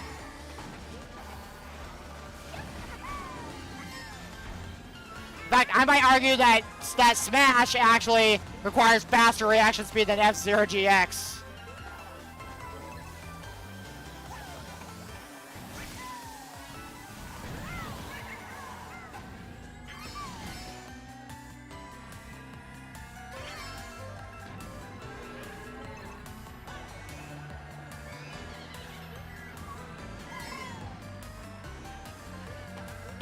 If we set our standards to be low, we'd be eating garbage. I don't want to be eating garbage. If we had set our standards so low, we'll be eating poison off our plates. You have to have standards.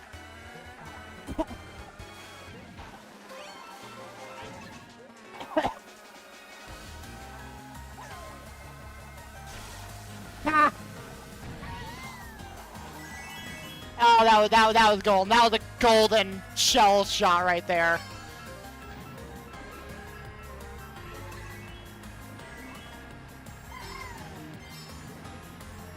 Alright, I'm gonna focus on the race now. Oh, crap.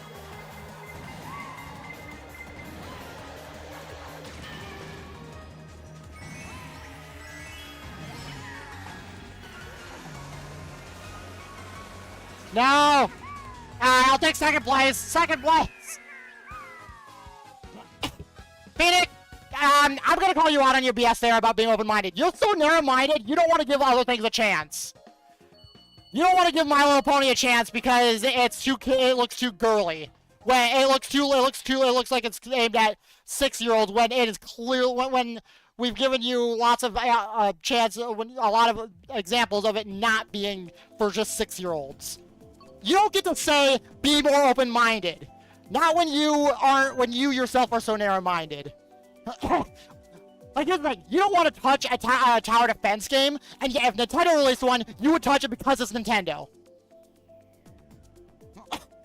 Because you have this brand loyalty that is ridiculous.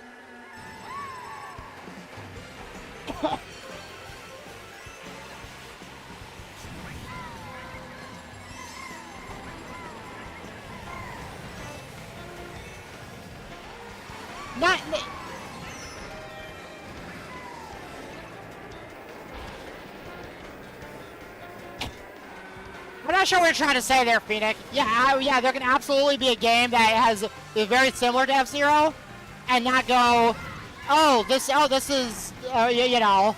But the thing is, that's what we call being inspired by something. Like it's like there's something called what's it called? Bug Fables.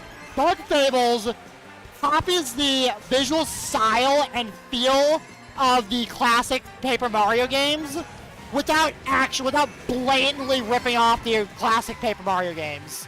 And it is regarded by everyone as a spiritual successor to Paper Mario.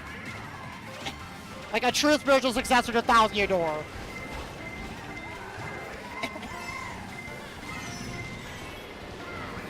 And, okay, I'm struggling here.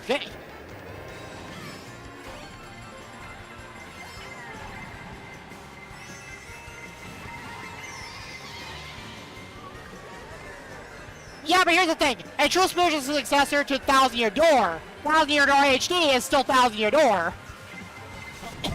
Like, I'm not gonna, again, of course, I'm definitely not gonna hate on Thousand Year Door HD. It was one of the best damn things I've ever played. That was basically a remake done just about right. 9.98 out of 10.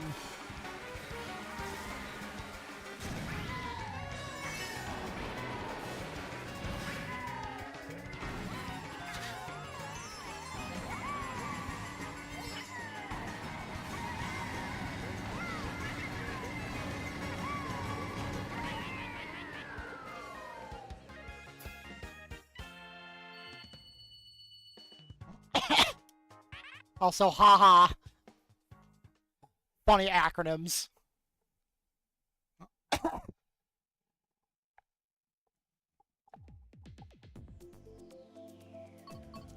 Let's do Royal Raceway again. Excuse me.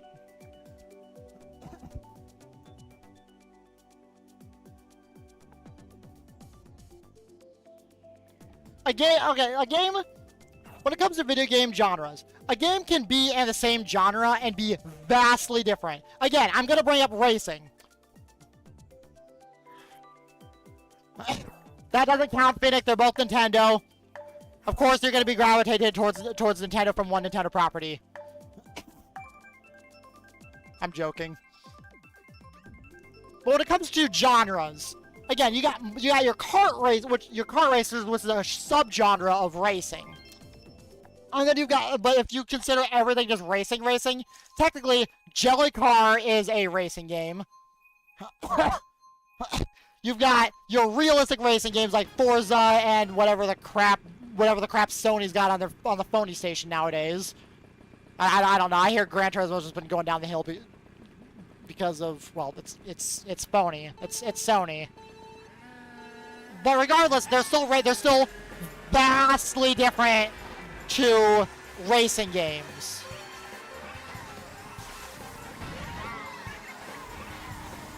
Yeah, I don't want to talk about the phony station because Sony sucks. But the point still stands. You got your realistic racing games, and then you got Mario Kart as a different kind of race. They're two completely different racing games. And then you got like an in-between, I'd say, in the form of Need for Speed. But here's the thing. Need for Speed Carbon and Need for Speed Hot Pursuit, the only two Need for Speed games I've actually played, they are very different from each other. They play very differently while still having similar-ish concepts. Need for Speed Carbon, yeah, you have your open world feel. You're running away from the cops. But you can upgrade your car, put your custom paint jobs on it, and there's a lot to it. Whereas Hot Pursuit, yeah, it's got that open world feel, and you can run away from the cops in certain, I guess, races. And then you have the cop side things, which is the gimmick of Hot Pursuit, where you're literally at a cop arresting speeders, which I think is kind of fun. But the thing about Hot Pursuit that I kind of missed from Carbon was the fact that you don't get to upgrade or tweak your car aside from the preset paint jobs based on the car's design model. That was kind of, I'm like, I wish I could upgrade my car. They made it work, but I just wish I could have been able to upgrade the cars that chosen rather than just having a garage and every Lamborghini Murcielago is the same. Every car is the same. It's how you race it.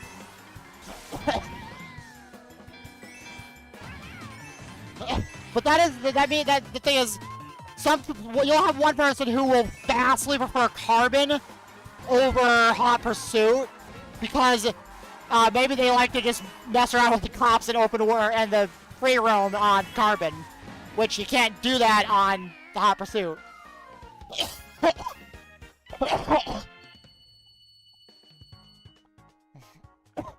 But somebody will gravitate towards the Hot Pursuit because you can actually play as a cop, and that can be kind of fun. Seeing how fast you can arrest the troublemakers, I guess. But somebody might not want the different speed at all, and rather they prefer something like Forza or Gran Turismo because they're more set, they're more organized, like the races are organized, they're official. They're actual courses that are made specifically for racing. And while still being able to upgrade your vehicles and whatnot, and probably in a more realistic way. Excuse me. Some people like that. And then for kart racers, they're still racing games. It's just you have items to attack your foes with. That's basically, and you can't really upgrade. Typically, don't upgrade. You typically don't upgrade you can't upgrade your kart in kart racing games. You can in Mario Kart, you can tweak your kart. Also got squeaky clean sprint. Nice.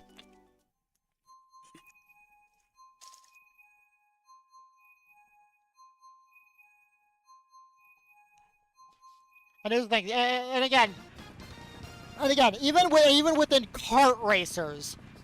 So I think Wishing mentioned no, Phoenix, you mentioned crashing racing.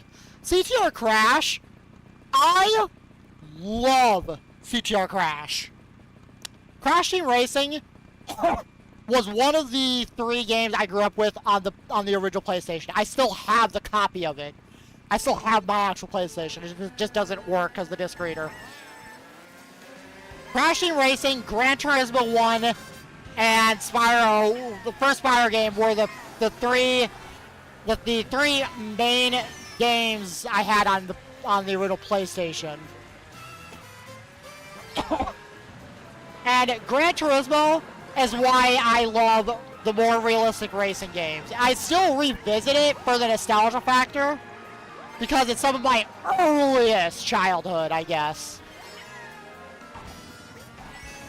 It's with the GTO, the Mitsubishi GTO absolutely excels in that game.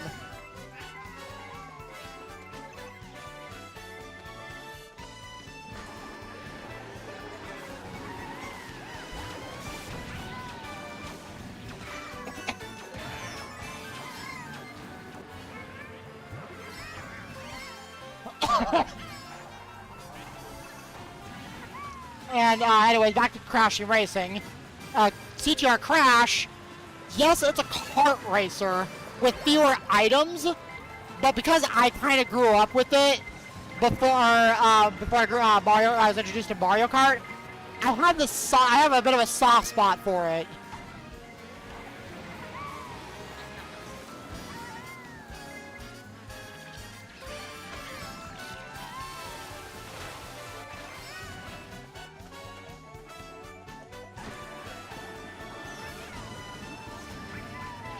I don't think he could give GX a go. He doesn't have a way of playing emulating games. I don't think his laptop can handle it.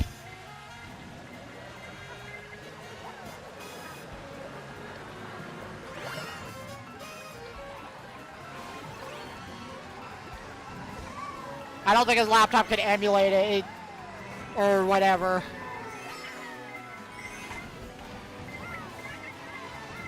But I do think it should at least...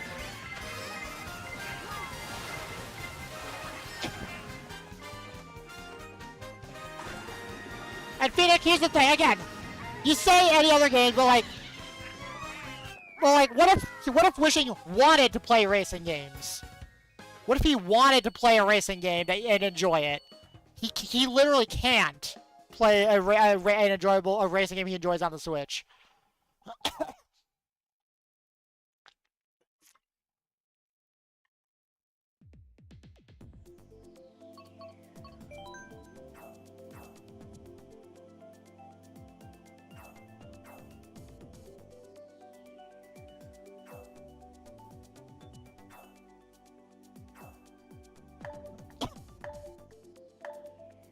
Like, sort of, Phoenix. Well, okay, for quite a while, actually, there was a period in my life where I didn't have access to, like, a realistic racing game. I couldn't play Gran Turismo because my PlayStation was busted, and I didn't have any realistic racing games. I wanted to play something like Gran Turismo or Forza, but I didn't have anything to sate that palette. That particular palette. But I really wanted, but I couldn't. I didn't have anything else. I felt locked out of the realistic racing genre for like the longest time. I used to like, okay, the first two Sony consoles are actually genuinely great. While I never owned a PS2, I will not deny that it had a pretty noticeable impact on consoles, I guess. Like, it was kind of a classic. Obviously, Nintendo still has them beat, but the PS1 and 2 still had great classics. The PS3 was basically when they started going downhill, in my opinion.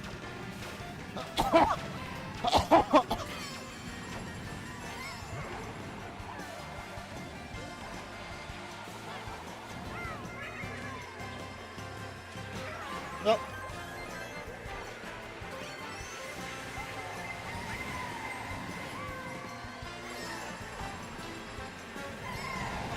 Like, the PS3, in my opinion, was the beginning of... It was the beginning of an end, basically.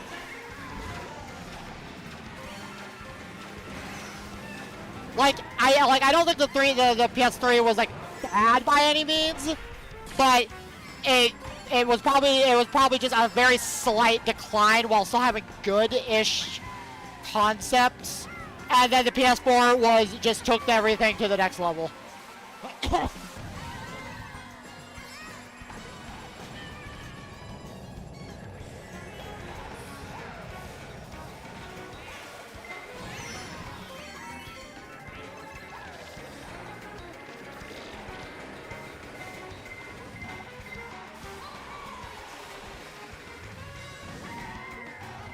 Also, okay, what's this about censorship?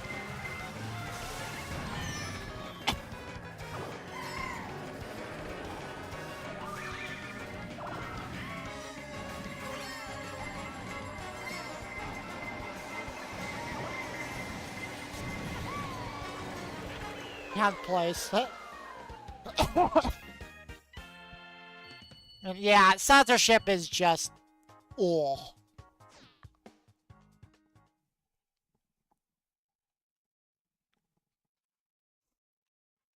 Yeah, I believe in games not being censored. Like, it becomes a problem. I don't want to talk about it. I don't want to hang on censorship too much, but I'll probably let Wishing Star explain it. Actually, he can absolutely explain it better. Well, here's the thing, Phoenix. It's not that they're making it they're not making it for a mature audience. You can make a game for a mature audience, but because there are things around it that surround like censorship. Like, here's the thing. There are those movies that are made in like Germany and France that are so mature they would never get past the censorships here in America. They would never be allowed in America. There are things you can get away with in a movie. There are mature themes you can get away with in a movie in like France, but they will be censored to the point where it probably would just be outright banned in America. That's the problem. And what that does is it causes companies like Sony to go, oh crap, we gotta make sure we can't be censored, otherwise we're gonna be, because if you get censored for something like that, what ends up happening is you become scared of getting censored, because when you get censored, you get a bad reputation, and companies don't want that bad reputation. Also, how the crap did Fruit have that fast reaction time? I was like, right, oh well.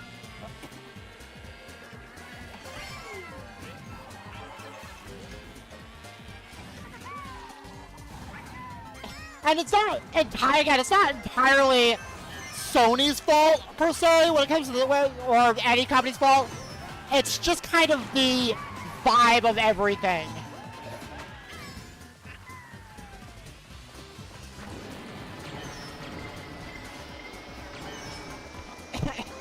Again, if you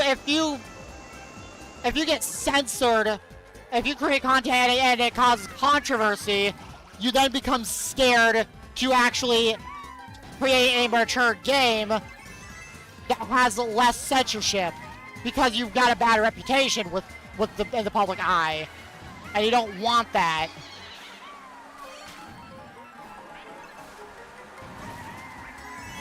It's just kind of how business is.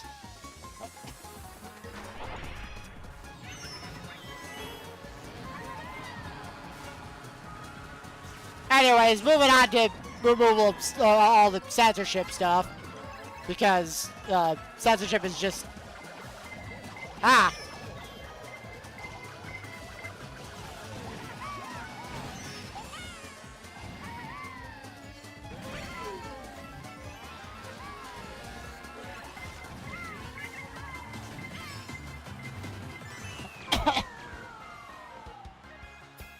yeah, back to I guess the whole genres stuff. I would love, like, I'm glad CTR Crash got nitro fueled, and I'm glad it's on the Switch. But the problem with the Switch port is, oh, excuse me. The only problem I have with the Switch port is well, the loading screens take forever and a day.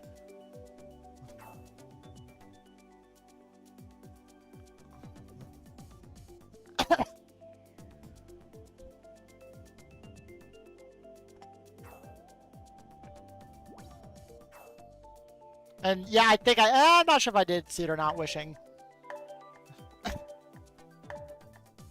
And I'll let you two talk on Discord or wherever there. Okay, so here's the thing about Skyrim. Wishing said because he likes Zelda, he grew to enjoy Skyrim. How I grew to enjoy Skyrim, I kind of fell into the whole into the fad of Skyrim because I got into Skyrim, I'd say when I got my Xbox in 2014. Yeah, around 2014 was when I first played Skyrim. I'd heard of it and I guess watched it a little bit prior to that. But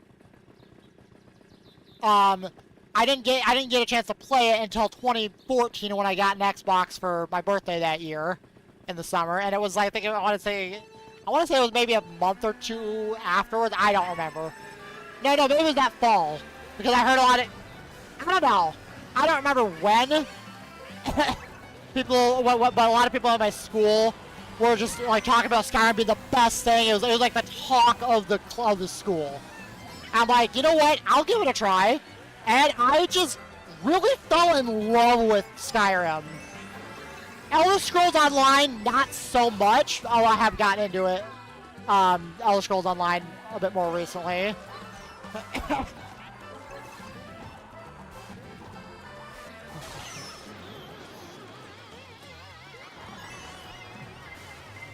But I kind of gave in the fad, but like I still gave it a try, and I really liked some of it. Like, it looked neat, it was a different world, and the thing is, it doesn't feel like Zelda at all. The only thing that Skyrim shares with Legend of Zelda is that they're both medieval time periods, basically. That's basically the only thing they have in common.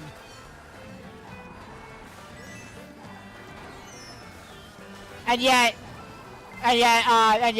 Wishing and I both enjoy Skyrim. I haven't touched Skyrim in ages because I gotta reset my frickin' mod pack. I gotta redo all the instances. Like, this one takes priority over this. This one's loaded over that. Because when I got my new computer, I lost all that. I lost that configurations file, I guess. Whoops. Alright, I guess I'm in last place. Again, I don't really care about winning. I just want to have a conversation and whatnot. Be as engaging as possible. And Mario Kart's honestly a good game for that. Because I can play it without thinking. Balloons Out of Fence, on the other hand, I requires just a little bit more thinking and me wanting to commentate on what I'm seeing, because I go through community-made maps. I'm going to high-five Luigi. Boom. Alright, yeah, I'm definitely not going to get a good placement. But if I save this bullet bill for this,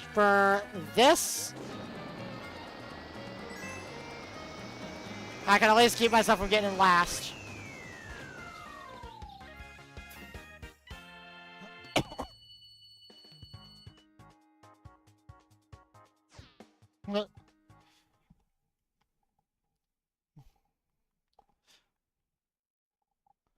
Yeah, I think, okay, I want to kind of talk about Skyrim now, because since it's on my mind,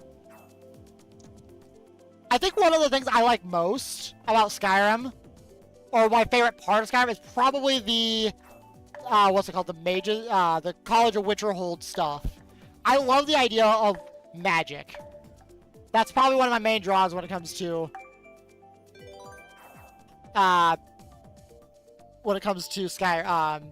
Skyrim, I guess. I just love magic in general. And while there's a little bit of magic-iness to Zelda games, It's more... Yes, friendship is magic. Friendship is magic. Especially if you're willing to nurture it. Oh. And show some tough love.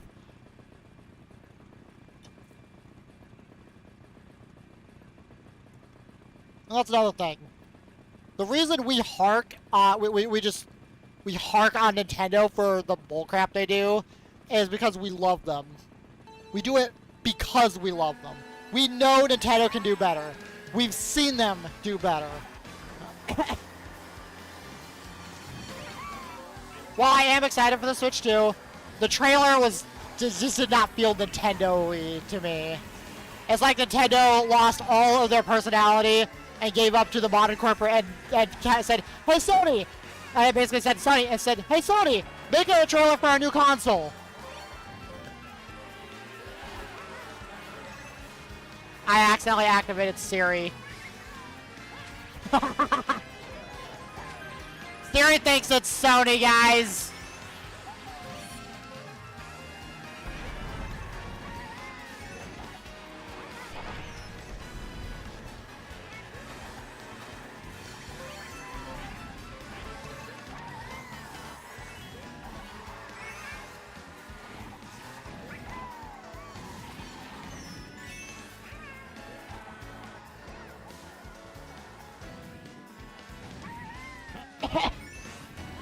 Yeah, back to Skyrim. Skyrim has a lot of mods to it. You got your lore-friendly mods, and then you got your not-so-lore-friendly mods. I'm on either side. I don't mind having a mix of both. Now, the thing is, Skyrim kind of needs mods in order to really be great. Like, on its own, Skyrim is a fine game. It's very solid, it's fun to play. But in order to truly be really enjoyable, it kind of needs mods to do that. Fifth place, I'll take it. Because the world of Skyrim just feels super empty. I personally, I cannot understand why you would restart a new save file on Skyrim multiple times. That's just me, though. I mean, it's also why I don't like starting new games in Pokemon. Because if I spent so much time on, if I spent like 100 hours in a Pokemon save file, and I just delete all that, I feel like I just deleted 100 hours of my life. And that's painful.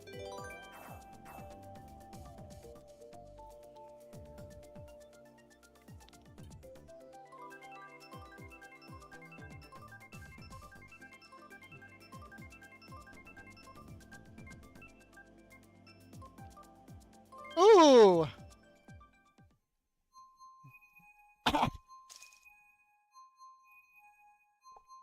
We got DK Mountain!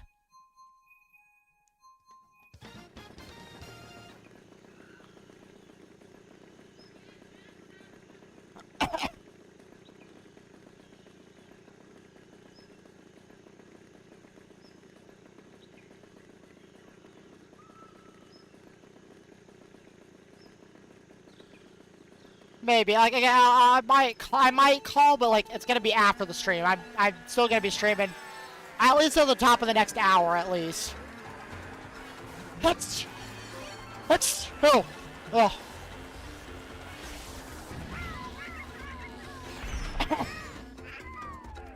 I'm gonna sneeze again. Let's. Oh, ah, crap! I missed a double.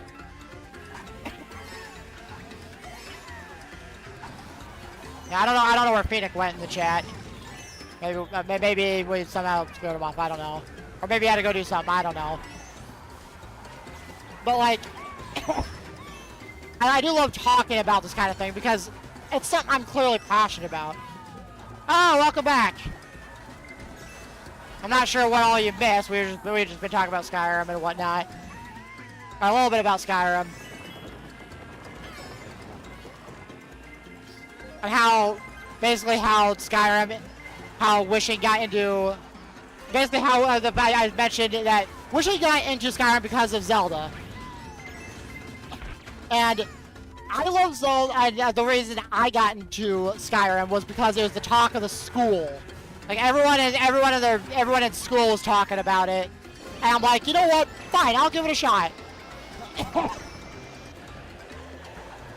And I ended up really loving it. However, it is the only thing it has in common with Zelda is it's medieval. That's literally the only thing it's got in common with it. The only time it got any other kind of correlation was when it got ported to the Nintendo Switch.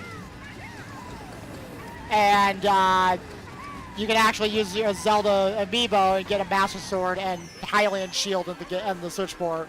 Which, I will admit, that's cool. But, kind of pointless, but still cool. But you also cannot play it with mods. Again, mods are what makes Skyrim from they make Skyrim from a solid game with cool stuff to an amazing game. Mods make up what makes Skyrim so great. Same. And what's funny is that's not the case with Minecraft. Well, Minecraft has plenty of mods. Vanilla Minecraft is very viable way, because there's many people who don't want to play with mods. Also, hey, 5th place, I'll take it. Ugh, my nose.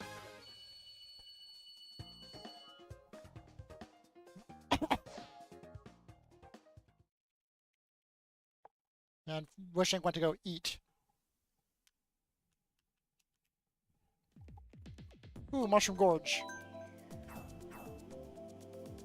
Mount Wario. Why would you mount Wario when you can mount Yoshi instead? But the thing is, in Mario games, it's very often... Okay, it's not often that Wario falls in Mario games. But it is very often that Yoshi falls.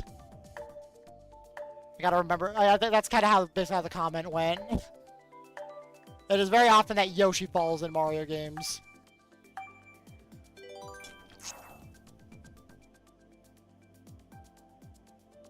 Which is a shame. Yoshi being used as jump fodder, basically. I love the meme. I just love that joke, and oh, it's hilarious.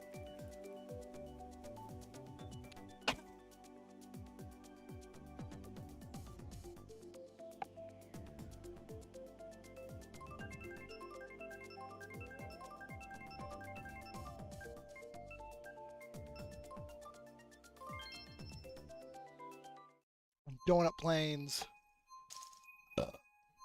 Excuse me.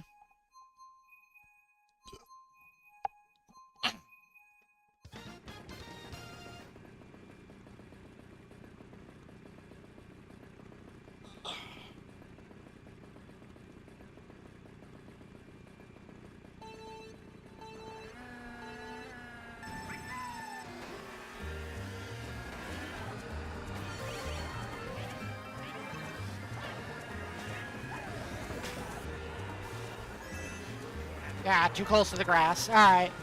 I'm kind of running out of topics now, just for a little bit. Oh, I wouldn't mind talking more about Tough Love. Nintendo fans hate Nintendo.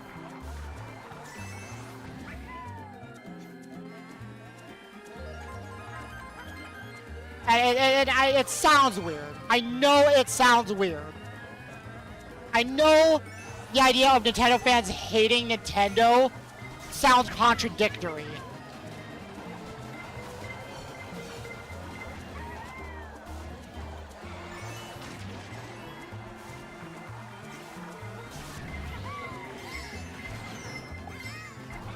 What?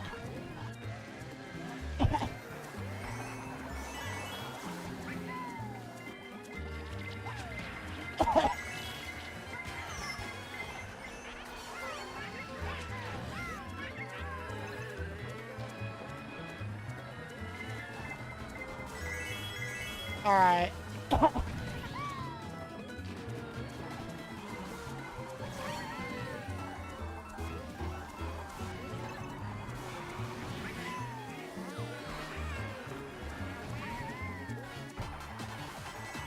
Hey, 4th place, I'll take it.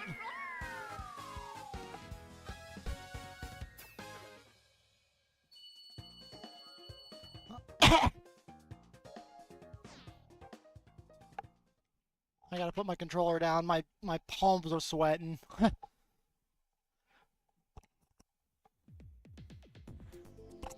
Ooh, Yoshi Valley! Yoshi Valley! I don't think we've gotten Yoshi Valley yet. I'm hardly paying attention to the tracks I'm playing today.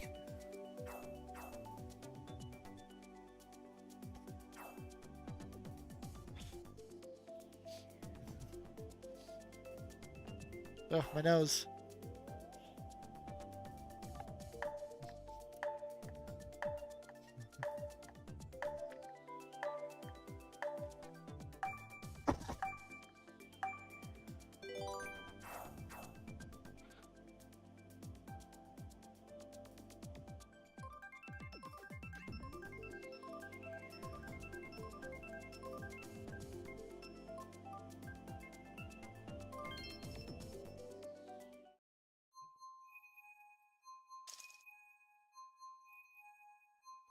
Oh, we got Vancouver Velocity.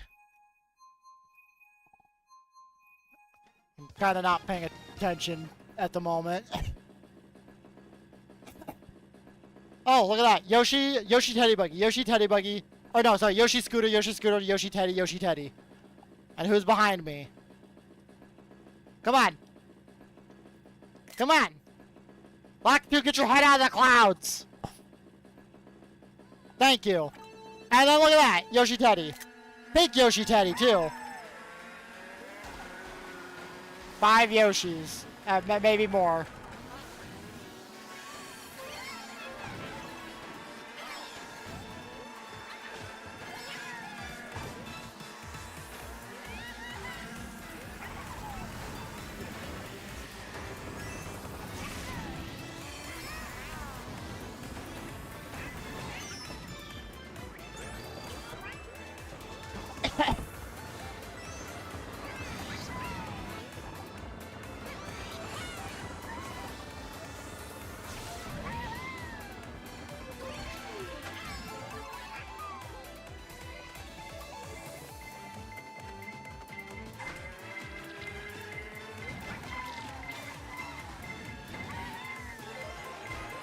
Hey, welcome back.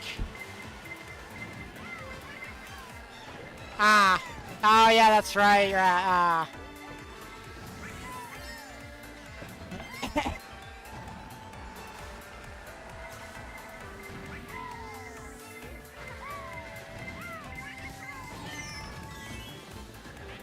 Oops. I thought I had my turbo button. I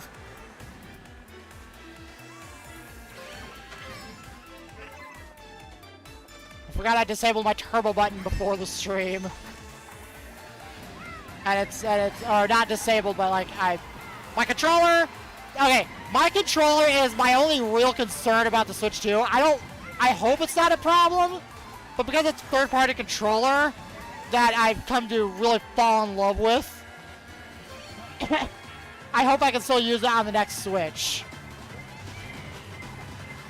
Like, I would assume yes, but apparently there was a new button on one of the Joy-Cons that Nintendo just kind of tried to hide in the trailer, and that's I'm kind of scared that, you know.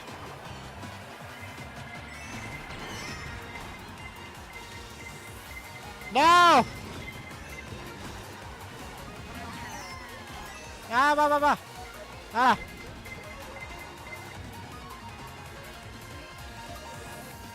And 6th place, I'll take it.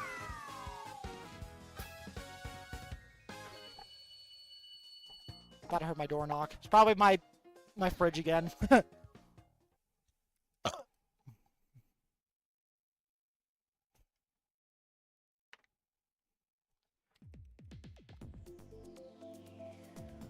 How about Choco Mountain?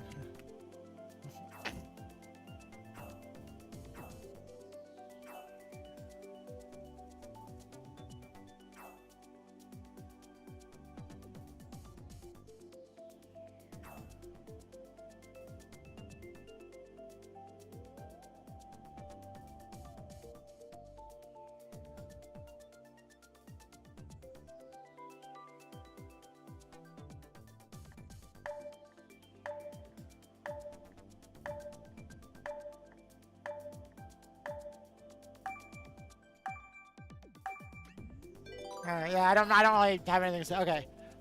Thoughts on the what of what? I have no idea. Oh. Oh, that's the Phoenix.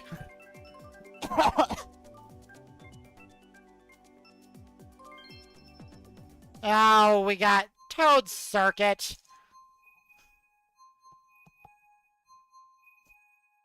One of the two tracks that just should not belong in a modern Mario Kart game. Like, looking at it, Toad Circuit just doesn't belong in modern Mario Kart.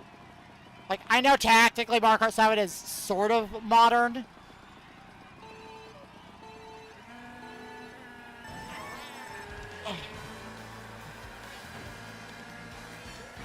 But, like, it's so bland.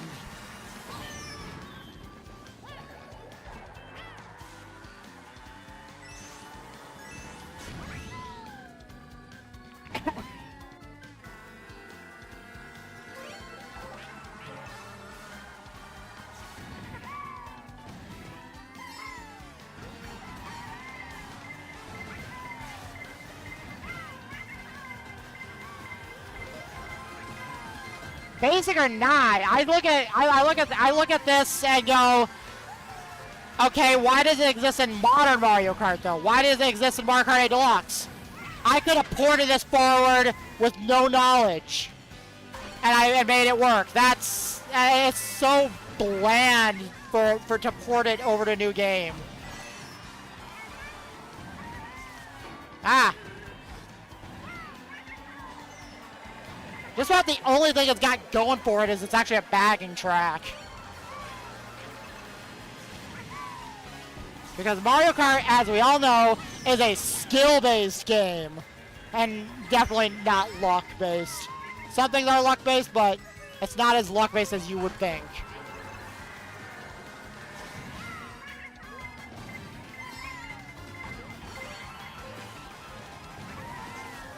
Like, okay, I'm not against having simple tracks in Mario Kart. But I'm against having a report of an old basic track in Mario Kart. Like, in terms of a good introductory track, the Mario Circuit, the Figure 8 Mario Circuit that we got, that's actually a great track to showcase. Hey, this is what we have to offer this Mario Kart. I love it, but Toad Circuit has no right in being Mario Kart 8 Deluxe. It has no right. It has no right of being in Mario Kart 8. It's a retro track, and it just doesn't look right. And they certainly didn't really justify it being in here. Like,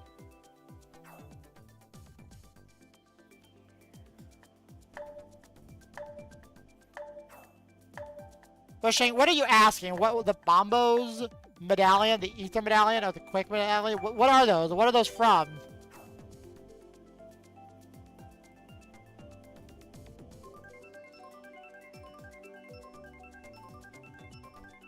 I'm gonna sound like an idiot, but I don't care. And we got, yeah, okay. Los Angeles Laps, or, yep, okay, yep, I got the name right. I was afraid I was gonna say it was Los Angeles something else. Ah. Link to the Past. I have not played that. Most of the 2D, most of those kinds of Zelda games, they just don't interest me. Those or if it's like the top-down views, I do not like top-down views when it comes to Zelda. It just doesn't feel right.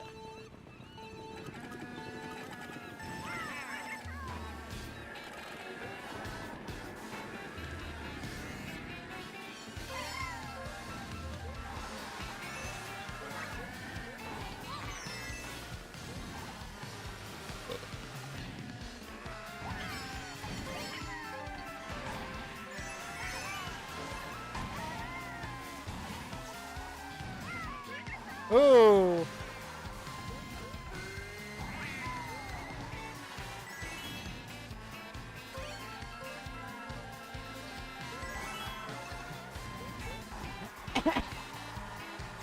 No, double claw shot. one of the best items in all of Zelda, in my opinion. One of them. Again, my favorite, like, special item. Okay, that's another thing I miss when it comes to Zelda. You go to a temple and you get a special item that helps you throughout the rest of the temple and access new places. You don't really get that in Breath of the Wild or Tears of the Kingdom. You just get all your quote-unquote special abilities right at the beginning, and it's like, and like, where's the motivation?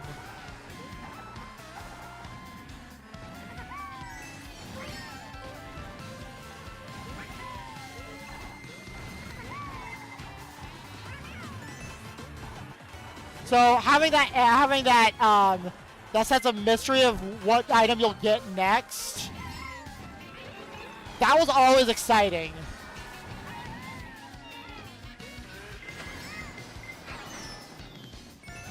Whoever has that bullet bill, I hate you.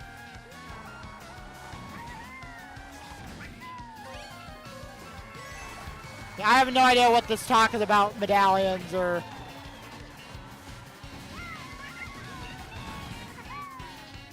or anything. Ha!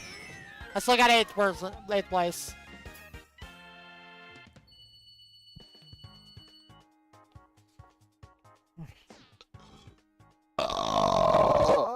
Oh, excuse me. I see Phoenix has gone quiet. Oh, wait, never mind. I just missed. Never mind.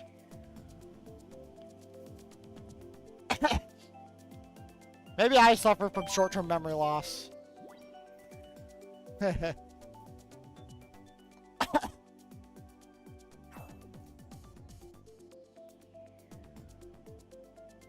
mean, Phoenix has gone kind of quiet. Phoenix, you there on the chat?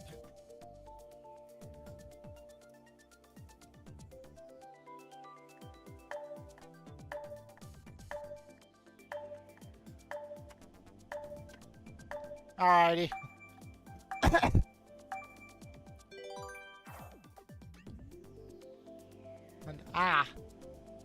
What's the downside of the magic cape then? Does it cost rubies like the magic armor?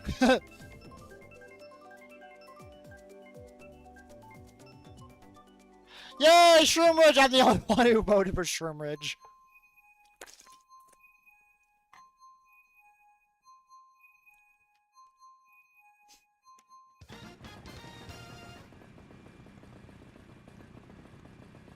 Cane or cape?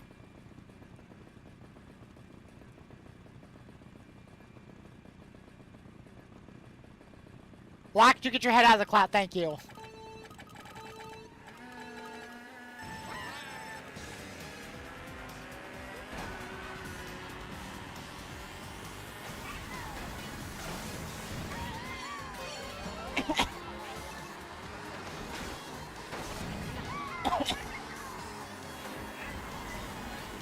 Yikes!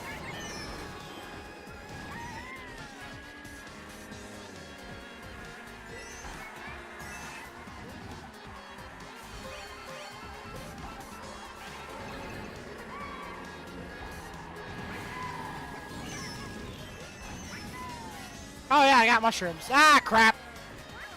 That did not work.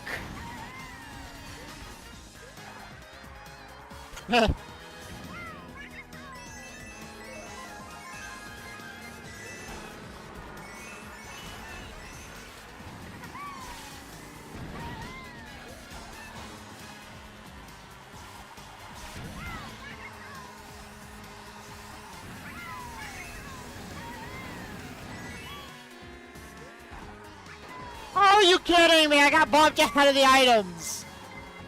Okay.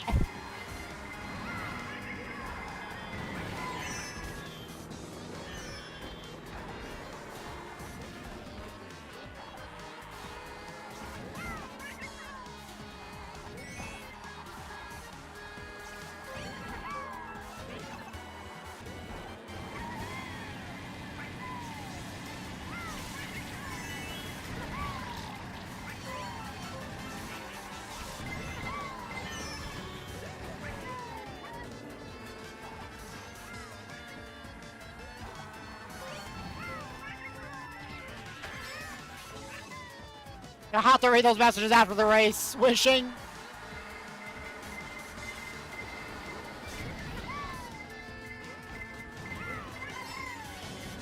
Hey, Shadow Wolf is back. I just saw Shadow. He's the one who was in the bullet bill. I do not remember him rejoining, but I'm hardly paying attention to the game anyway. Slammed on the ground and caused massive explosion. Oh, the Bombos medallion sounds sick.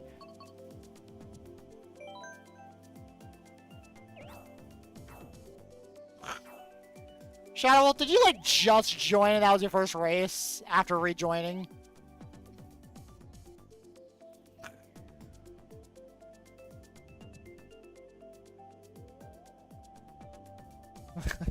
Imagine if we get Boo Lake. And then, oh yeah, I gotta look at the Ether Medallion. Oh. Okay, now it sounds even cooler. Just because of the lightning. If it still kills... Okay, no, the Ether Medallion sounds even cooler. And the Quick Medallion... Yeah, I think I like the Ether Medallion more.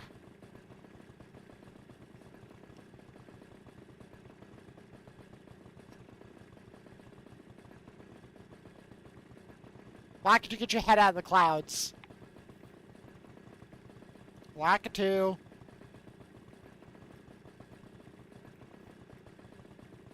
Wackatoo!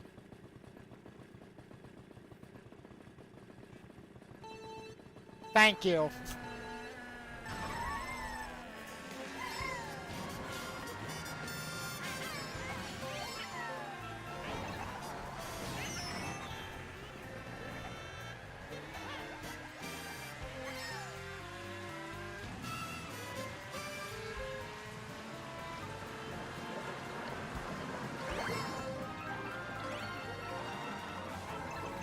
Aww. I've been having fun talking. I just don't have anything to really talk about outside of what you're providing, I guess.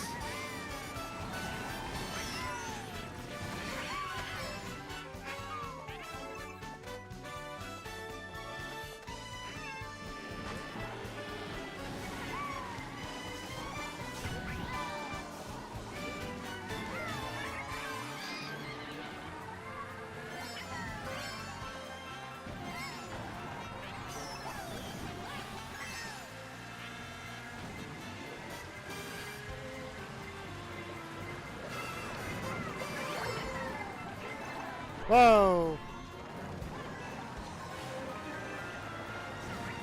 Ah! Why can't I never get mushroom usage out of that correctly?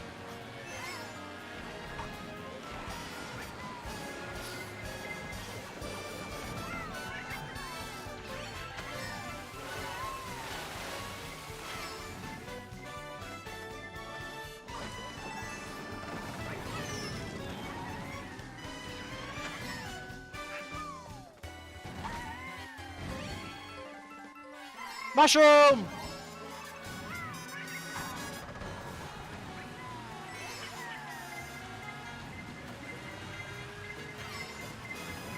Is Phoenix there? Phoenix, you there? Wishing is asking you something.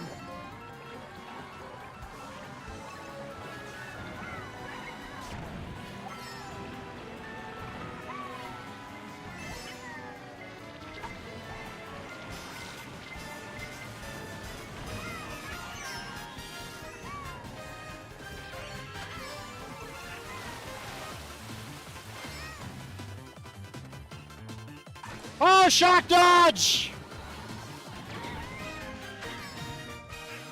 6th place, I'll take it.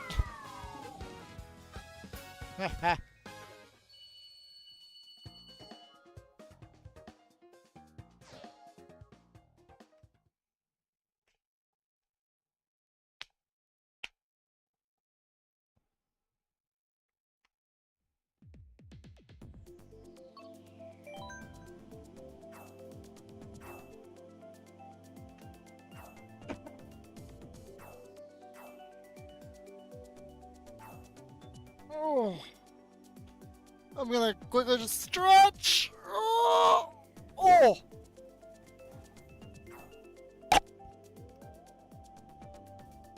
Oh.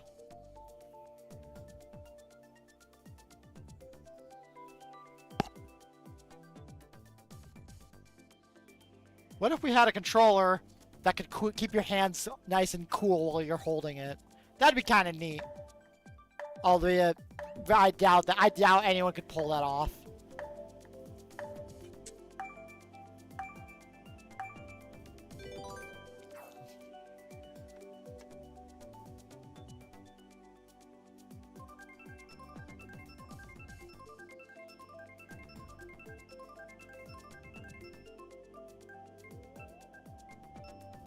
Oh, look at that, Rainbow Road! Probably my least favorite Rainbow Road of all the Rainbow Roads, but still, Rainbow Road.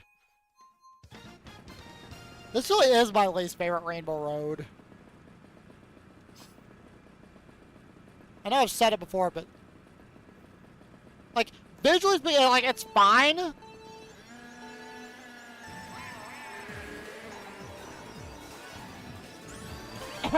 Like, from an aesthetic perspective, I guess it's fine. Like, it's cool, it's got some cool stuff. But, like, I don't care for the actual road itself.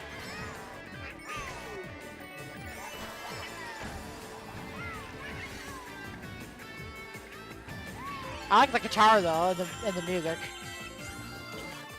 Probably the only part I actually like.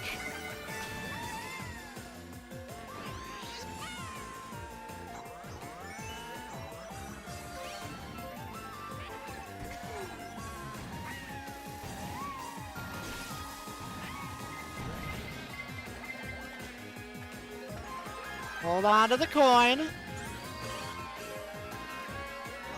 And don't use it.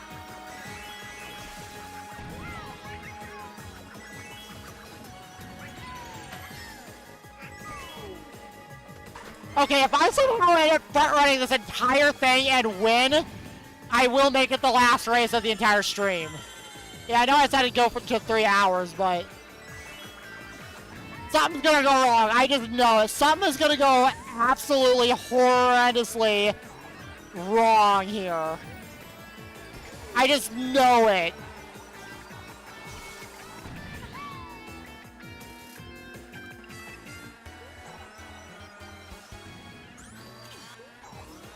Dude, I don't believe in jinxes anymore. Alright. Shadow Wolf. No! Honestly, I don't believe in jinxes. I've walked under 7 ladders, broken 5 mirrors, and whatever else, and I've stepped on so many cracks I lost track. Besides...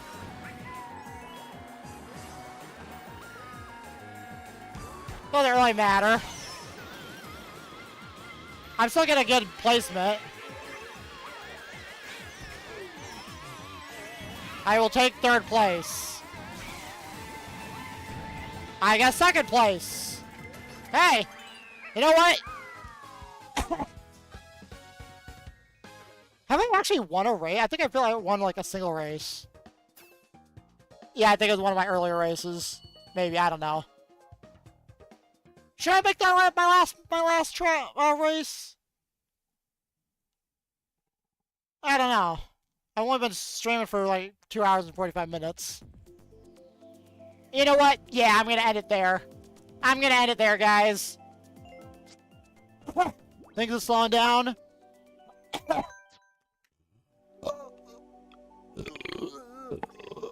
Oh, excuse me. Sorry. Oh, that's where I'm gonna end it. For everyone who's stuck around, I'd like to thank you for sticking around for the entire stream. Leave a like, leave a like and subscribe. Follow me on Twitch, everything, all that beautiful jazz. I've been thinking about,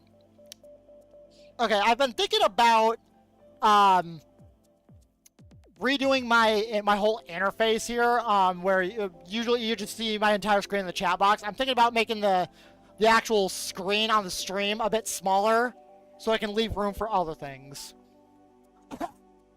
I want to experiment with that, but at the same time, I like having the full screen this, you know?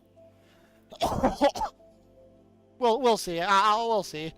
But I am more willing to do a bit more variety of games because that Twitch control application I downloaded, oh, it is a time saver. I love it. I absolutely love it. So, maybe we'll see more things. Anyways, thank you for sticking around for nearly 3 hours and putting up with some of my some of my attitude. But maybe you come for the attitude. Who knows? The personality that brings the stream. Anyways, I will see you. Oh, that reminds me. I do not plan to stream on Thursday. I do not plan to stream on Thursday because I work Monday, Tuesday, and Wednesday, and I'm going to need the Thursday off. I will not be streaming on Friday either. So, I will see you hopefully next Sunday. So, bye!